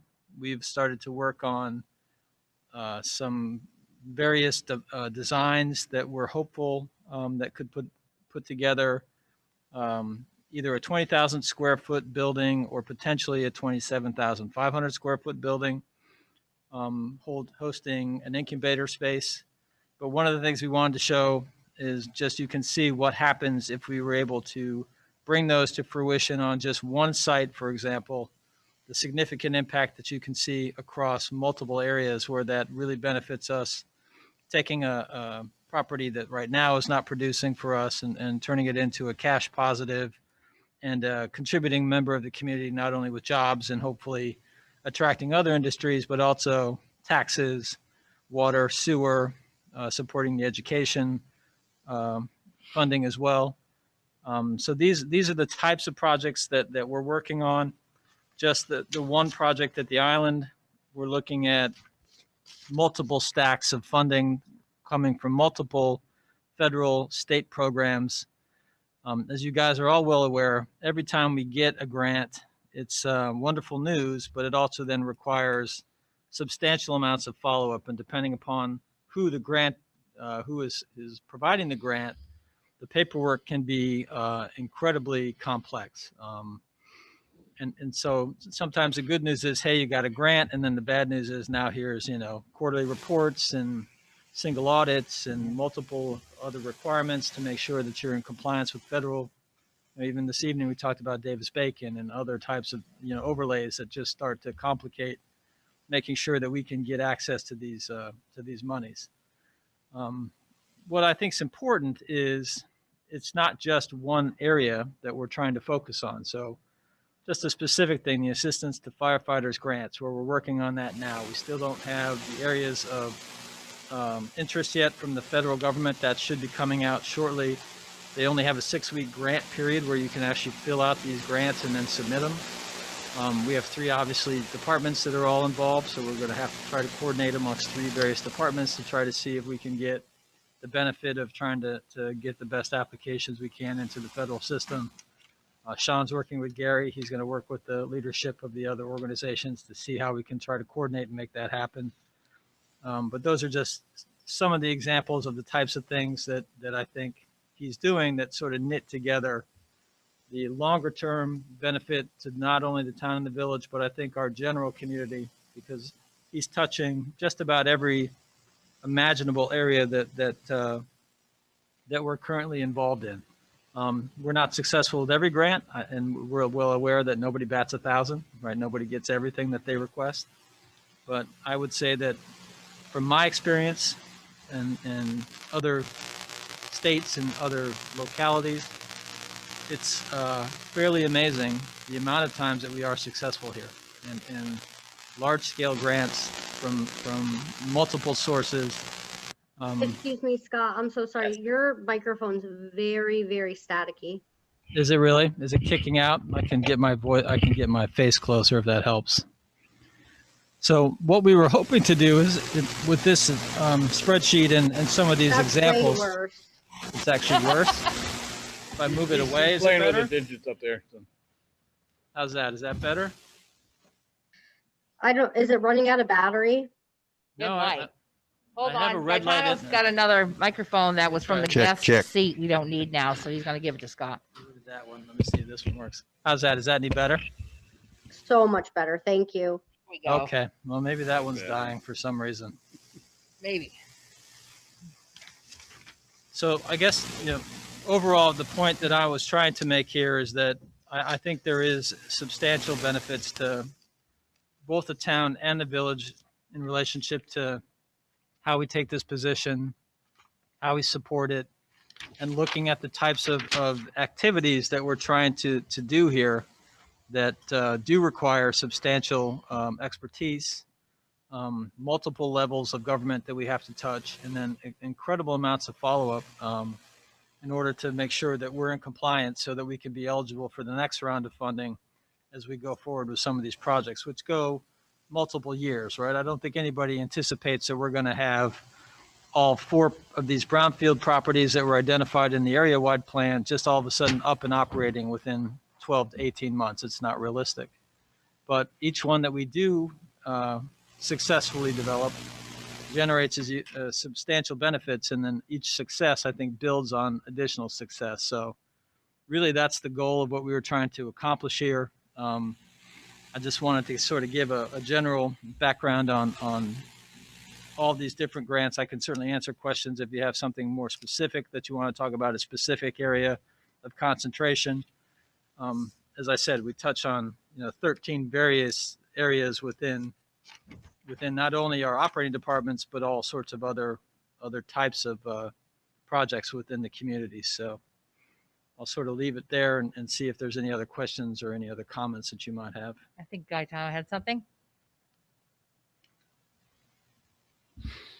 So my understanding of why this is on joint board agenda was in the town budget. It's been discussed bringing Gary to full time. We discussed it last year and we'll be discussing it this year.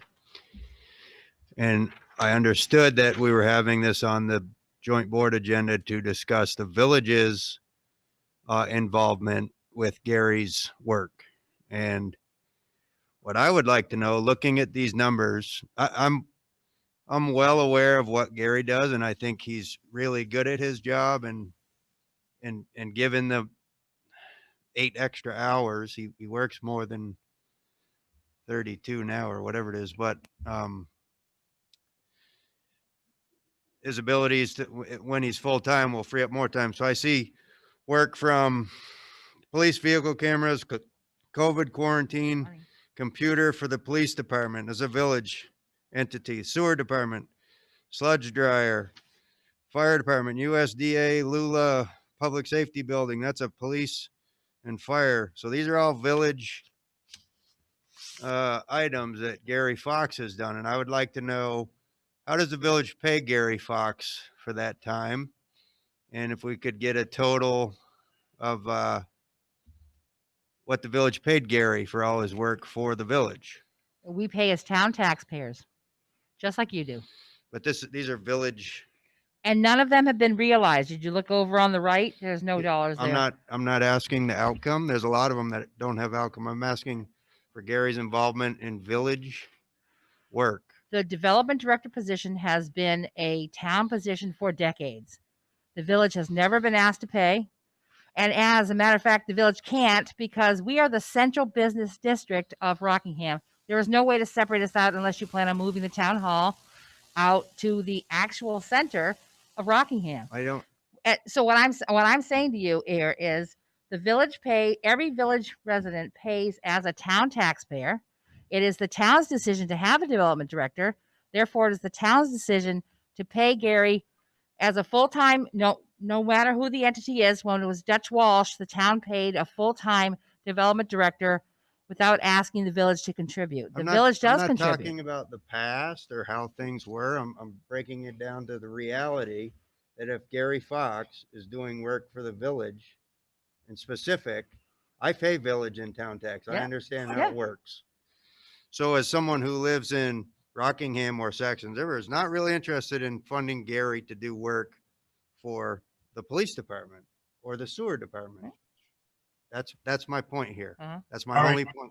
Can I Wait, just let me finish quickly. And that is the village of Saxons River pays the same town tax that every other resident in this community pays through the town to get anything covered. And anything that the development office does for the village of Saxons River, where no one's asking them to pay his wages and benefits. The town handles that. The town has always handled that. The town should continue to handle that. And the village of Bells Falls cannot afford to take part of his wages and benefits and indeed the town is already taking care of that, and anything the town does may benefit the village of Bells Falls, but therefore it's part. You can't separate Rockingham from the central business district of the town, which happens to be Bells Falls. Jigs. This is specific questions. You're avoiding my not. specific No, I'm questions. going to address it directly. Okay, because if the Bells Falls Police Department wants to pursue a grant, I would expect Dave Bemis to contact the manager and the finance director, which we pay. Bells Falls pays by itself and also shares 65% of the town's cost of those. And we would ask them to pursue the grant, okay? If the manager wishes to have the development director participate in that process, I would think that makes a lot of sense. But that's up to the manager. We're not looking to Gary Fox. We don't communicate directly with Gary Fox. Gary Fox is a very good, excellent resource to the town of Rockingham.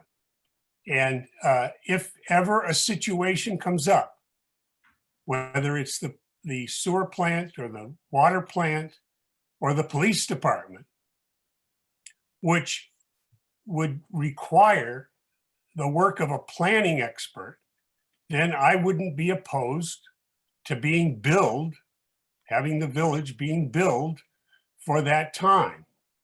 But the biggest interaction that we see from our end in the village trustees is on grants. And as I said, we don't employ Gary to do grants. We have Sean McGinnis, we have David Bemis, we have Rob Wheeler, and we have Brian.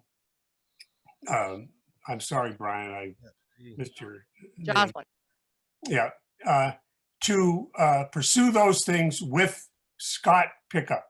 Okay, that's our chain of command, and that's the way we would do it. So anyway, I wish the selectmen good luck. I think they've been very frugal in terms of the planning director's job. And I, as a taxpayer, full taxpayer in the town of Rockingham, would be happy to see you increase him to full time. So thank you very much. Thank you, Jake. Yeah. So anyways, if, however it gets relayed that Gary Fox does work for the village, in specific, water, sewer, fire, or police, that they should bill the village, whether, first of all, I don't think, how did Gary write these Not grants? if it's a grant, not if it's a grant. How did Gary spend all this time writing these grants for the police, sewer, and water? So he was directed to do so? I was never aware of him writing any grants for any of those. It's right here in the packet. The trustees did not ask for And this any is of these just the grants. month of December. One at a time. This is just the month of December. So my Well, question originally was, have we kept track of the work that Gary's done writing grants for these? No, because like I said, I would expect My question our isn't manager- to you, Jigs. It would Yes, be to Okay. Scott or Well, Shannon. Yes, every hour that Gary works, he delegates to what he's working on. So town or village or COVID or anything of that nature, it's all separated. What do you mean by separated? Because if you're saying you're billing the village, that's not appropriate. We haven't billed the village yet because there has been no discussion of that. And there's been, however, on all of our timesheets, regardless of what department we're in, where we spend our time is noted on our timesheets. So that was my question. Do we have that number? Although it hasn't been billed, do we have the number of hours accumulated? Gary has his hand up that he's worked on the departments I keep mentioning. Yeah, so I think this discussion is about the future. I don't really have a stake in how the conversation goes, but I do want to say for the work this past year, it has all been billed under COVID. So up through December 30th, any time I spend under COVID is reimbursed by the ELGA grant. And there's about $10,000 of my time that has been spent on COVID-related activities, whether it's the Rockingham Mutual Aid and food activities or the sewer plant, the police department. All those have been, that my time has been paid for by COVID. So it's been paid by COVID. Thank you. Okay, so let's say we're not in, kind of answers my question, I guess. We're billing it under COVID. I guess that's a good answer, but let's say it's next year and we're not in COVID and you're writing grants for a sludge dryer or computer equipment or police vehicle cameras. How would that get billed? If not at all? That's the part I don't understand. Why you wouldn't want to contribute to someone doing that work. We do taxes. Yes, we pay our full taxes. Who does? And again, we don't direct anything to Gary. We go through the manager. He said that, but If it the ends up. manager chooses to use his resources, then that's the way it goes. Okay, he's talking to them, but you continue to redundantly ask the same questions, which you're getting answers for. I would like to let another trustee or select board member say something. I think we need to recognize that Gary has mutual benefit to the entire community. I think this is a perpetual or perennial problem that we have as far as funding because we aren't merged. And I know that that's a heated topic of its own. But thirdly, I guess I would like to ask Shannon if she can, just for perspective, give a sense of the impact of Gary's fully loaded cost to the taxpayer currently and what it would add to make him full-time. Did you hear that? I did. So to bring Gary on full time, it would be an additional $22,000 to $25,000 a year. That would include his benefits and the additional hours. If he were to do that, we would immediately see that money plus some in return. Some of that in pass-through grants, his administration of the pass-through grants, we bill his time back for. We bill his time back through the CLG grants for him supervising that position. And then he was just talking about the COVID grant that he just applied for, which was our big push in December, that you see the police cameras and the sludge dryer and things of that were all covered under COVID.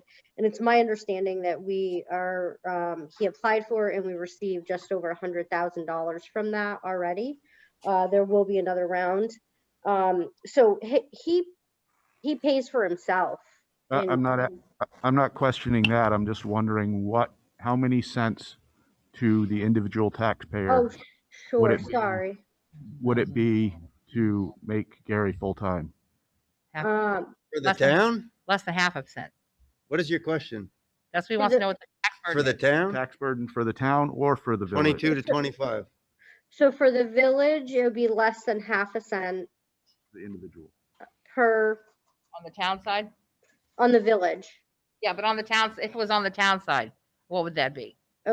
It would be 30 cents. What? What? 30 cents? It's a penny raises, $58,000 raises a penny. That's approximately correct on the town side. And 20 some odd thousand on the village side raises a penny. No, on the village, it's 40. And on the 40 town, it's 60. Okay. So 22,000 you can figure from there. Less than half a cent. 40,000 raises a penny. So on the village, it'd be less than half a cent. Okay. Shannon, is that including his benefits? Yeah, correct. I know Wade wants to say something, but I just want to speak Thank you. say to Jeff that this has never been a perpetual problem. The town has a development director. The town has paid for the development director. They have never parted out his services to the village to charge for it because it impacts the entire town. In the past, they haven't. They haven't. The village- So it's not speaking to the perpetual I'm problem. speaking to the future. And Wade wanted to speak, so then I'll let you go back. Ben. Wade, go ahead. Ben, Brown. Sorry. Can I respond to That's that? not the first time I've done that. Ben's waiting to speak. What do you want to do? I wanted to respond because you cut me off saying I was being redundant, but you've repeated the same thing to Jeff, who's asking questions about today. All I said was it's what not a we did in the- perpetual problem. That's Can what I finish? he did say that. You can see this is a contentious issue. I'm speaking. Yeah. I'm not being redundant. I'm trying to get the questions answered. And I got them answered from the finance manager. Right. Jeff's question was answered. My turn. Ben. So if correct me if I'm wrong, if the highway department does any work for the water or sewer department in the village, do we as a town bill the village for that work? I directly bill whichever department they work for directly through payroll. So for down to every minute. So if a highway department worker were to work for the water department, or vice versa, if the water department employee were to go plow for the town, every minute of that would be billed directly to highway. Okay. So I guess I don't see what the difference is then between the two. It's significant when you're talking about possibly getting money. If he's doing work for you guys, for the village, then why wouldn't you pay for it? Which we don't budget for and we did not Well- ask for. We go through the manager and it's up to him to use the tools at his disposal to get those things done. That's been your answer. So but I guess- listen to his question. So I guess our development director shouldn't be doing anything for the village, and the select board should tell the manager that. Unless you guys want to pay something for it. I don't see I think problem. I think recently what has happened is that we are extremely short-staffed at town hall and administratively. We've made a significant amount of cuts, which has reduced taxes significantly. I Not know for the village. personally, I do not have the bandwidth like I did a year ago to help contribute with grants for the fire department and things of that nature. I do not have that bandwidth right now, and I don't know that other department heads do either because we're all covering multiple positions at the time.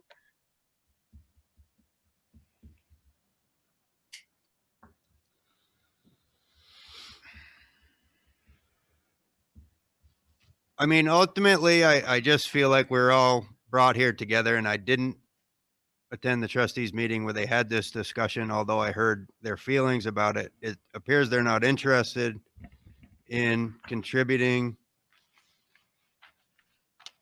to bring that position to full-time. That's my understanding. So Correct. As far as I'm concerned. I was just speaking. And then we'll continue that discussion in our budget. But it's good to know how things are run now. That's very helpful moving forward for us. And it'd be the same, just in reference to Ben's question, when like the highway goes and cleans out the police chief's office and moves all the things and does the work, they are being billed. The village is paying their wage at that time. Highway guys working for the village all the time. Well, whatever Down. they're doing, they pay. So if highway, comes to the police department to help for 2 hours, that's allocated. It is. It is correct. I have a question then. Where is that budgeted? Because the village doesn't have money budgeted to pay the highway department. What account line is that out of? I can pull that for you and get back to you. I mean, you can send it to me because I'd like to know how that works, because we look at every budget line during budget season, and we do not allocate money to pay another department out of the town. Yeah, I think in the, I know when we had a big sewer break last year, yeah, some of the town crew helped out and they billed the sewer department directly. Right, but I'd like to know what account lines those are coming out. It falls under the, I think it's under the professional services or other services line. Also this past year, I think the highway department did some work in connection with the removing the tank at the police department, and we had a special article that went to pay for the upgrade to the heating system and the removal of the underground tanks, et cetera. And it was, and any charges that we incurred from the highway department, I believe, was paid under that account. Yeah, that came out. That was special because we set aside $50,000, I think it was. Right, because there's not an ongoing relationship between the police department and the highway department. So right, of course, and that's what I'm saying. It's like we don't have any specific account line that I'm aware of that we allocate funds for. And if that was to occur more frequently, we would actually need to put more money into that budget line. And so that's why I want to know what budget line that is. Well, I think then you don't budget for the limited time highway helps you guys, but if it was vice versa, and when we use the village's employees as highway, if we didn't bill vice versa, it's that would be more significant detriment to you. Right. So we have different employees that do different functions, and it's really nice that we're able to kind of share those employees and bill for them. We've never gone over budget in any aspect since I've been here, but I will tell you that more often than not, it's the town helping the village. So, I mean, the village helping the town. So if we didn't bill the town, you guys save significantly in your budget because those hours are being paid for by the town. Yeah, I get that, but those are actually new arrangements, because in the past, like the last 10 years, and I was been on the board, we didn't do that. No, this has been we didn't pay for mowing before. The town highway department used to mow the parks and stuff like that. We didn't pay for that. The village now pays for that. There are there are changes. The cleaning, pay for a cleaner in the police department because the police now don't do their own cleaning. Those are changes that have happened just the last couple of years. That's all I'm saying. We need to stop this discussion right I know. now. We're getting into budget issues, and I think clearly from my standpoint, I think the town needs to they're working on their budget, and they need to do the right thing for the town in terms of how they choose to staff that position. And then when it comes to our time for budgets, we'll have a full discussion about it. So agreed. I think we ought to stop it now. It's gone too far. I'd like to speak. I haven't said anything yet. Wade. And I have a comment My only comment is that to this topic. keeping back on track with this, with the actual question at hand, my feeling is, and I could make the motion at our next trustees meeting, or we could wait. I probably would be better to wait till the next budget time. I think it's a simple thing. I mean, regardless of whether this position is made full-time or left the way it is as on the town side, if the development director is spending any time with a village department assisting the fire department, any of the village entities, then we should pay for it. We should get billed and we should pay for it. If it's something specific to them departments, it's that simple. I mean, it's really, to me, it's kind of a no-brainer. So that's what I support. It's certainly up to the town whether they want to make it full-time or not, but regardless of whether it's full-time or not, if Gary spent 5 hours last week, or that position spent 5 hours last week total, assisting or working on just village entity issues for grants or whatever it is, and it was authorized by management, then send us a bill. No different than you're going to do had we still had a town engineer on board. Same deal. That's my feeling. I understand. I understand. And, But I can see you agree with Wade is what Wade is saying, and Jigs and I do not agree. And if we had a vote on it right now, it would fail. I think Jigs does agree with the billing part of it. No, he doesn't. He agrees the town should do it the right thing for the town. That's off topic. We're getting off topic. Okay, I'm sorry. I'm sorry. So I wanted to stop this discussion, but Gaetano has something last to say. I want to talk about the topic. We're back on topic. So in reference to Shannon's statement about the staff, and if she doesn't have the time to help the fire department or the sewer write a grant, although I agree with that, I think the best person that we have employed, whether it be the town, it happens to be a town employee, the best person for writing grants is Gary Fox. So of course we would want to have him help the police department, the sewer department, the fire department write these grants. That's what he's really good at.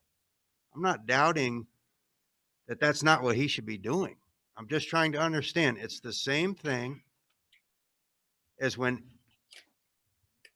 Andy goes and digs the ground for a water break because the town owns a backhoe. Andy runs the backhoe. The village pays the town. That's the same thing. That's all I have to say. I just thought it would be understood. We're paying the guy for his service. The village part paying the guy for his service. Right. And I think just to add to that, I'm not looking at the past. The past is behind us, but I think to make it a much cleaner moving forward, it would be best to establish that system. Based on that conversation, Wade, can I ask you a question? Right now, we have an $8 million project at the Bellows Falls Garage. It's out to bid. It's come in over budget. We have 4 sources of funds that are going to impact that project that Gary Fox will have to work on. We have Up here, the CDBG. Bellows Falls Garage. Right. In right here, we have National Housing Trust funds, we have home funds, and in some aspect, he'll be working on all of those funding stacks in order to bring this project, hopefully, back to fruition. Right now, it's on hold. Substantial project for us. It's probably now going to come in over $10 million, looking at some of the bids that came in. So in your proposal, if Gary's working on those specific areas within that specific project, would you anticipate that time would be billed back specifically to the village? And I'm just asking about that specific project because that's just one I can think of just off the top of my head that I know is coming back to you guys. BF Garage? But we And don't. The village doesn't own the BF Garage. Yeah, they do. We do, but we give it to you. But you have it in We contract. leased, I was just going to mention that. They better check the agreement that's in. 100% lease That's deal. not. That's No, correct. he's Yeah, talking you're talking about the about- housing thing up here about that's going to Frank be Hawkins going in. building. Yeah. Who owns that? The Wyndham Windsor Housing Trust has I don't know if Frank still owns any part of it, but they're doing the Right. project. That's not the village. That's not the That's village. correct. Village? Right. So that shouldn't be billed to the This, village. this conversation is going too far afield. I'm telling you, you need to stop it. Let's move on to another, obviously, we're not gonna settle this evening. Let's go on to number Let's move to number another 8. item. Madam President, Mr. Mitchell, I'd like to move on. What, you got a minute? Go ahead. yeah, okay. Let's just look historically. Nothing against Gary. I think the world of Gary. But we've had development directors in the past that have cost this town and this village millions of dollars. Yep. The Bay Butt issue. Lived in the past. Okay, Yes, but well, he's it's the not here past. now. We're still paying for the past. In our taxes, we're still paying. We got fleeced. Nobody listened to me when I warned them that Fred Bay Butt was going out of business. That's one thing. 1,125,000. The answer's in that the town and the village bought. We got over $370,000 in it. We gave it away for $11,000 on a promissory note, and nothing happened. We were told we're going to dance in the streets. We're not dancing in the streets. Our streets are deplorable. All right.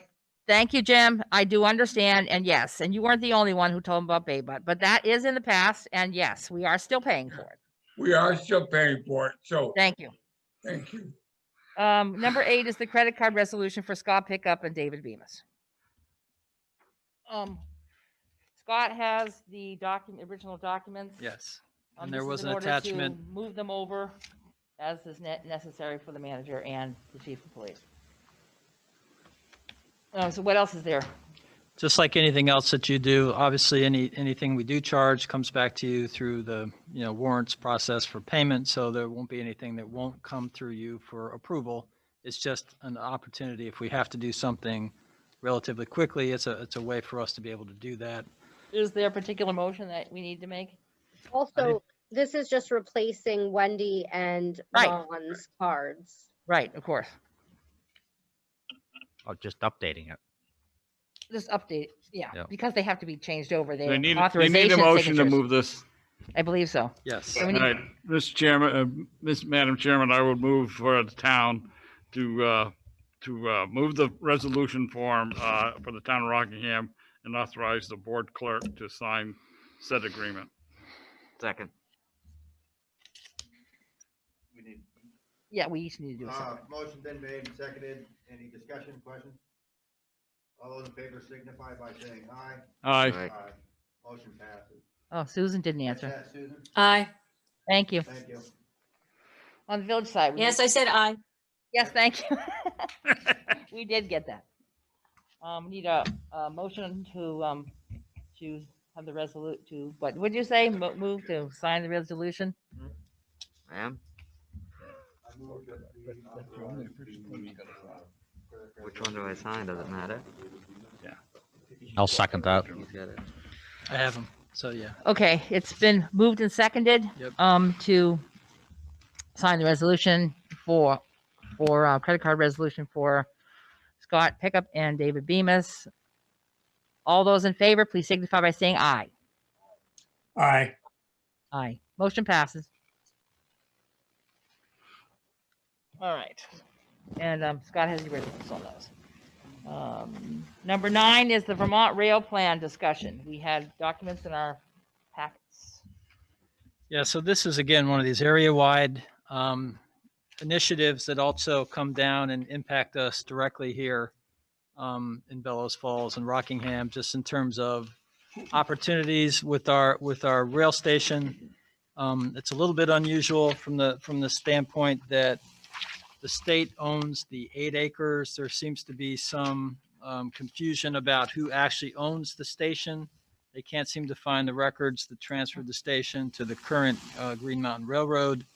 So the state of Vermont folks have been sort of in a little bit in a stalemate.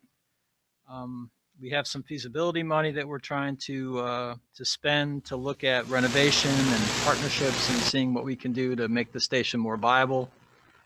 So that's sort of on hold until those ownership issues are resolved.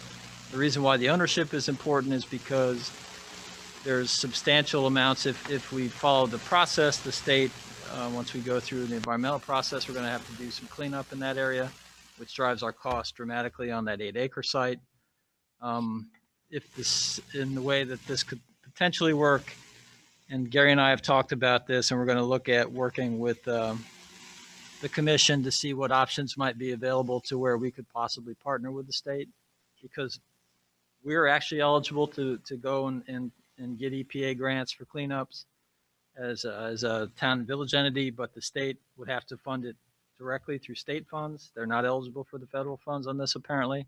So that generates a lot of disinterest from the state. We're trying to figure out a way to work together so that we can get into that process and ultimately start to redevelop that site. There's ADA compliance issues. So you guys have seen lots of recent discussion about Brattleboro's platform and redevelopment. We have some issues with our platform that we're currently in the rail plan to move ahead. We would not be an at-grade type of situation. There would be a slight step in order to get to our platform with the improvements being proposed, but it would be a substantial improvement over what's there currently. There's also regional efforts going on with looking at opportunities to connect freight, new standards for freight. We would have to do some major upgrades in order to meet those new requirements. I think there's money in this plan for that. So that's a benefit to us as we look at our long-term development of, the island and other industrial properties and other properties that might be available. And then there's also the corridor that runs, basically it's up and through to Akimo. And there's discussion of a passenger train that might be able to come to Bellows and then run that route up and directly to Akimo that could drop people directly at a new platform that would be right there at the mountain. Tremendous benefit, obviously economic benefit for that. If it came through Bellows Falls, we could try to, capture some of these people that are be coming from all over the place to go and try to take advantage of the skiing and other opportunities. So why this is somewhat important is, it just again shows that we're participating in regional efforts, but they do boil down to things that are directly impacting us in our long-term future. Our station doesn't, obviously COVID has impacted the Vermonter and schedules and Amtrak and what have you. But there are some I think going forward, I think there's some optimism that these things will be benefits to us as we start to reinvest in these systems.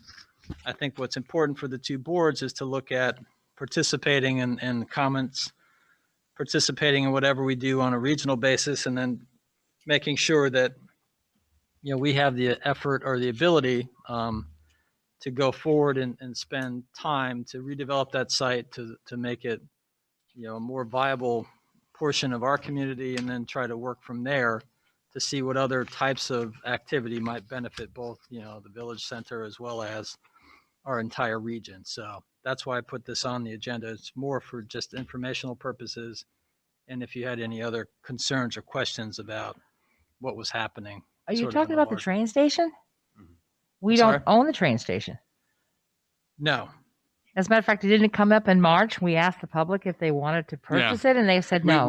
I think we passed the 15,000 for the grant to Correct. study what was going on with it or what we did. could do with Correct. it. But then the issue did come up though. Nobody knows who owns it. Apparently, there's still not 100% clarity on who owns the station. They can't come up with Yeah. title, where it passed from different entities. Right. So the state is still trying to figure that out.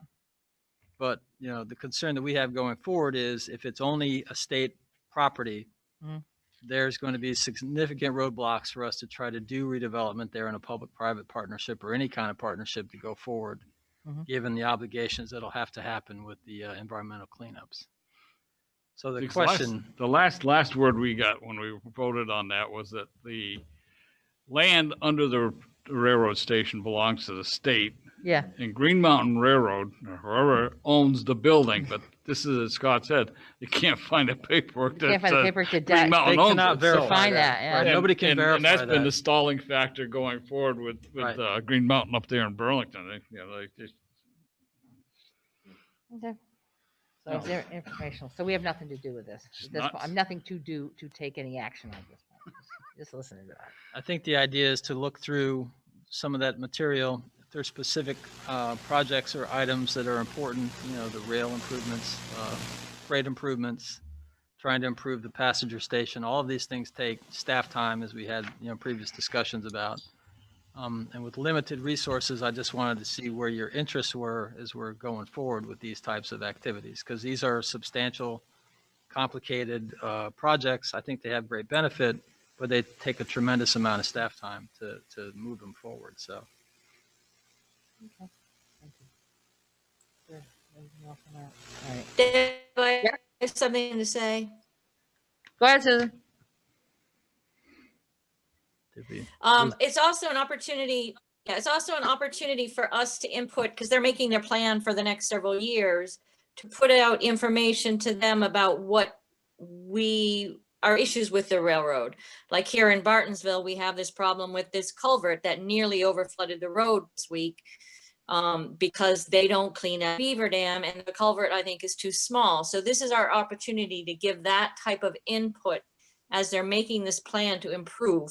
And that's not the only other place. We have the crossing at Brockways Mills, which is, if they're going to have more trains coming through for freight, that's a dangerous crossing. So it's our opportunity to get this stuff to them as they're developing their plan.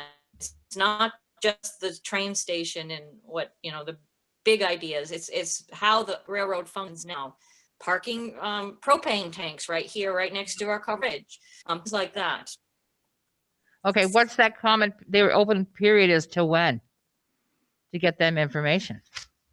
Is this a 30-day open comment on the train on who is it anyway? Amtrak? Gary might know. Yeah, is he still here? Yeah. Hey Gary, who's asking for this who would we get this information? I'm not sure what the So there's an online sorry, Gary, go ahead. yeah, so basically this is the VTrans 5-year rail plan, and they're asking for comments, and I can send around a link to send comments to, and Susan's right about identifying problems with the rail. I also want to point out that there's a number of things in this plan that benefit us. So an example, we're working on the streetscapes from the Waypoint Center around Island Street, where we're building a manufacturing facility. And this plan includes funding to work with municipalities for transit-oriented development near Amtrak stations. So that means sidewalks, lighting, bike racks, bus shelters for the current for Southeastern Vermont Transit stopping there. And there's also funding for additional trains. So right now we have one trip north-south. This plan includes adding another trip. There's a demonstration train that goes as far as Greenfield, I believe, and there's the potential in here. It's not a sure thing, but that would be something to comment on, is they could expand that to go to White River Junction. So from New York City through White River Junction, there would be even a third train per day. So they are really stepping up the amount of passenger rail service, and those comments would be helpful in keeping it in the plan and pushing towards the service that we receive. Great, thank you, Gary, I appreciate it. All right. Yeah, I did one more thing. Just to echo that, it's also, I think it's important for some of the issues that impact the town or will help the town to have, whether the select board and the trustees somehow, I mean, I've put my own personal comments in there, but I think it maybe at the board level would be very helpful. But also residents, people who want more train service, the more they hear that this will be important and will be used, some of these projects are way down on their list in scoring. The way if you look at that list, they fall low. But if they hear more from residents of how important this is to us, maybe it'll have an impact. Okay, great. Thank you, Susan. Thank you. Last item on the agenda is to discuss the option for retail marijuana. So there's just a couple items here. Obviously, this is early into the process. A couple of communities have already decided to bring it forward to town meetings later on. I believe Middlebury is going to bring it up for permitting cannabis in Middlebury, and I believe most recently, I think Brattleboro also decided to do the same thing. The issue that I wanted to bring to your attention is it's not clear to me yet, based on the way that the current legislation is written, that it'll have tremendous benefit, because the way that the taxes are going to be collected, under one portion, we wouldn't see any additional revenue would pass through the state. Under the other portion, if the Senate portion is successful, we could actually see some additional revenue, up to 2%. As an additional tax on those retail types of sales. And it's not just retail. I think the other thing that we need to be aware of is that it also includes other operations like farming, manufacturing, cultivation. So everybody thinks that this is just head shops where people go in and buy, buy marijuana. It's actually a whole host of uses. So it has a larger impact than just having a place where people go and purchase for individual consumption. So the thing that I think we're looking for the boards is, as this comes forward through VLCT, we might ask you to decide if you want to do a resolution, depending upon what your feelings are about the issue, about how the current legislation is written. Nothing happens until 2022, so it's a question of if you want to bring it forward in a town board or in a town meeting type of format to have an overall discussion, or if you want to just wait until this develops further and then come back and revisit it sometime in the future. Just bringing it to your attention just to give you some updates as to where it stands. I remember, if I recall, when Senator White was here, she talked about where we wouldn't have the option of saying no. This had to do with businesses. Yeah, I remember commercial something to that businesses effect, yeah. wouldn't have the options of saying no, but now we have to make a choice whether we can't say no, but do we want to get paid or not? I guess that's kind of where we are with it. I don't think that's the case. I think you have to vote at town meeting. And Sue, correct me if I'm wrong. A few years ago, didn't we vote on that at town meeting that they didn't want retail establishments for marijuana in town? For medical marijuana, so that was before it was legalized at this level. Right. Yeah. Yeah. I knew that we had a vote at some time out on that. So. But I wonder what the wording says in that, because I remember that as being, it had to do with locations and it was in the town of Rockingham, not just, it was townwide, no dispensaries.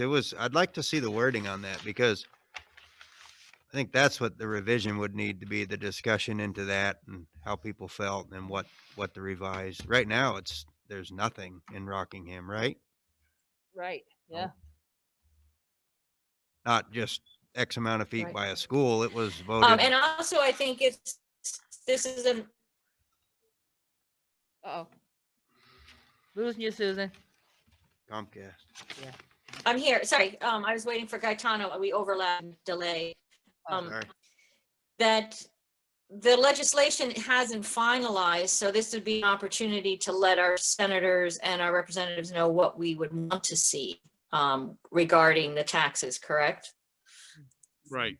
Yeah, well, that's where it stands currently, right. That it's going through a conference process, and that ultimately the question will be which of the two taxing proposals is brought forward, which I think has a direct impact on what it might do economically if you start looking at, whether you want to opt in. Right. But do we have the wording? Like, also, we would want to look at the what was passed and how it was written, because I can't the remember town when that was. dispensary issue. But I thought there was a lot more in it where it was like, it's never going to happen in Rockingham. Ludlow passed something similar. So they're all probably looking at what to do now. So the town already has one passed. They passed I it. haven't seen, I don't know where the language is. It's probably on the website. That's what I'm saying. So that would be Yeah. the discussion, depending on what legislation does, depending on what the tax is, and depending on how the community feels would be Yep. next. We'll bring you, I guess, we'll get copies of that previous town resolution. We'll find out where the conference committee stands in terms of if they've taken any additional votes on the two separate items from the House and the Senate side. And then, any other updates that we can give you, just so that you have some information. Great. Anybody else? We good? Okay. Then we're on to reviewing any agenda items for the next meeting. I What don't day even is know that? when, Yeah. no. Next meeting, next joint meeting? I don't even know when that is. March. Tail end of Yeah. March. Okay, TBD in March. I think we can hold on that. Review, there are no orders, bills, and warrants. Other business, start with Scott. Do you have anything?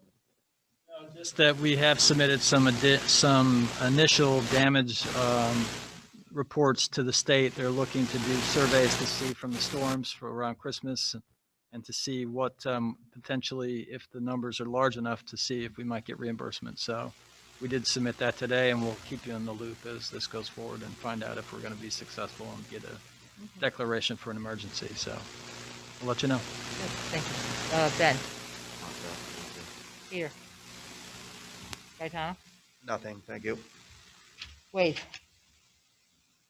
I just have one thing just to throw out there. Because I know this has been an issue in the past, but all the work they've done in town on replacing the poles, the new poles, all up through, all the big dirt piles that are on the sidewalks or next to sidewalks. Yep. So just FYI, I was told by a pretty reliable source that how it takes forever to get these poles moved or anything with them, that the sooner the village and town begins to contact, I guess it'd be Consolidated now because they actually own the poles. Because No, the power company owns the poles, No. but they do have the right to let this other, but the problem is, once the pole's supposed to be removed, they contact them and they just sit there and do nothing. That's the problem. We wrote it in the agreement, the last several we've It's, signed. every permit that's We issued say- for pole placement has always have that caveat on the bottom. It says the existing pole that's being replaced shall be removed within 1 year from the date of replacement. Okay. And you sign the permit. I think what I'm trying to get at then is the holdup is they can't pull the poles until Consolidated and whoever else comes along and does their part. Yep. Right. Which what I was told was what we should be doing is getting on the phone and about once a month calling them and bending their ear about it, because the more we do that, the quicker they're going to get there, quicker the poles will get out, and the quicker that dirt goes back in the hole. Right. Oh yeah, no, I hear you. Yeah. So I'm just passing that along. But they don't make any money from it, so because it's a low item on their agenda. Yeah. Well, I know, and that's why this person told me you guys as a board and management should start counting them, call them monthly, and just keep reminding them, because if you don't, it ain't gonna happen, or at least gonna take a lot longer. Yeah, because the Utilities Commission doesn't do a squat as far as that does. As right. long as you okay the permit and put that in there, they figure that's it, end the business, and they don't pursue anything. That's all I got. Oh, yeah. Anything? Susan, do you have anything? Deb? Yeah, I just want to echo what was said earlier about thanking the road crew, and I know village staff were also involved in helping highway out on both the storm and then the terrible and floods that we had after that. They worked their tails off. So I just want to really them for everything they've done and how quickly they were in getting out there and fixing these roads. Well done, everyone. Great. Jim, Jigs? Happy New Year. The only thing I'd have to say is I apparently there were 6 or 7 vehicles towed from the lots this first snowstorm.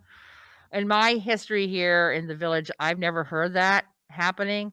But that's an indicator, just like getting snow tires on your vehicle so you can ride the rest of the winter out. Make sure that you are aware of your vehicle being parked in the lot so they can be moved. Those signs are put out by the highway department to make sure that people get their vehicles out before so they can clean them safely.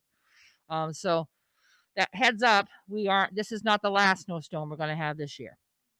I think that's it. Hope everyone has a happy new year. And we need a motion to adjourn. All those in favor, signify by saying aye. Aye. And good night. Susan, you good with it? You good with? Aye.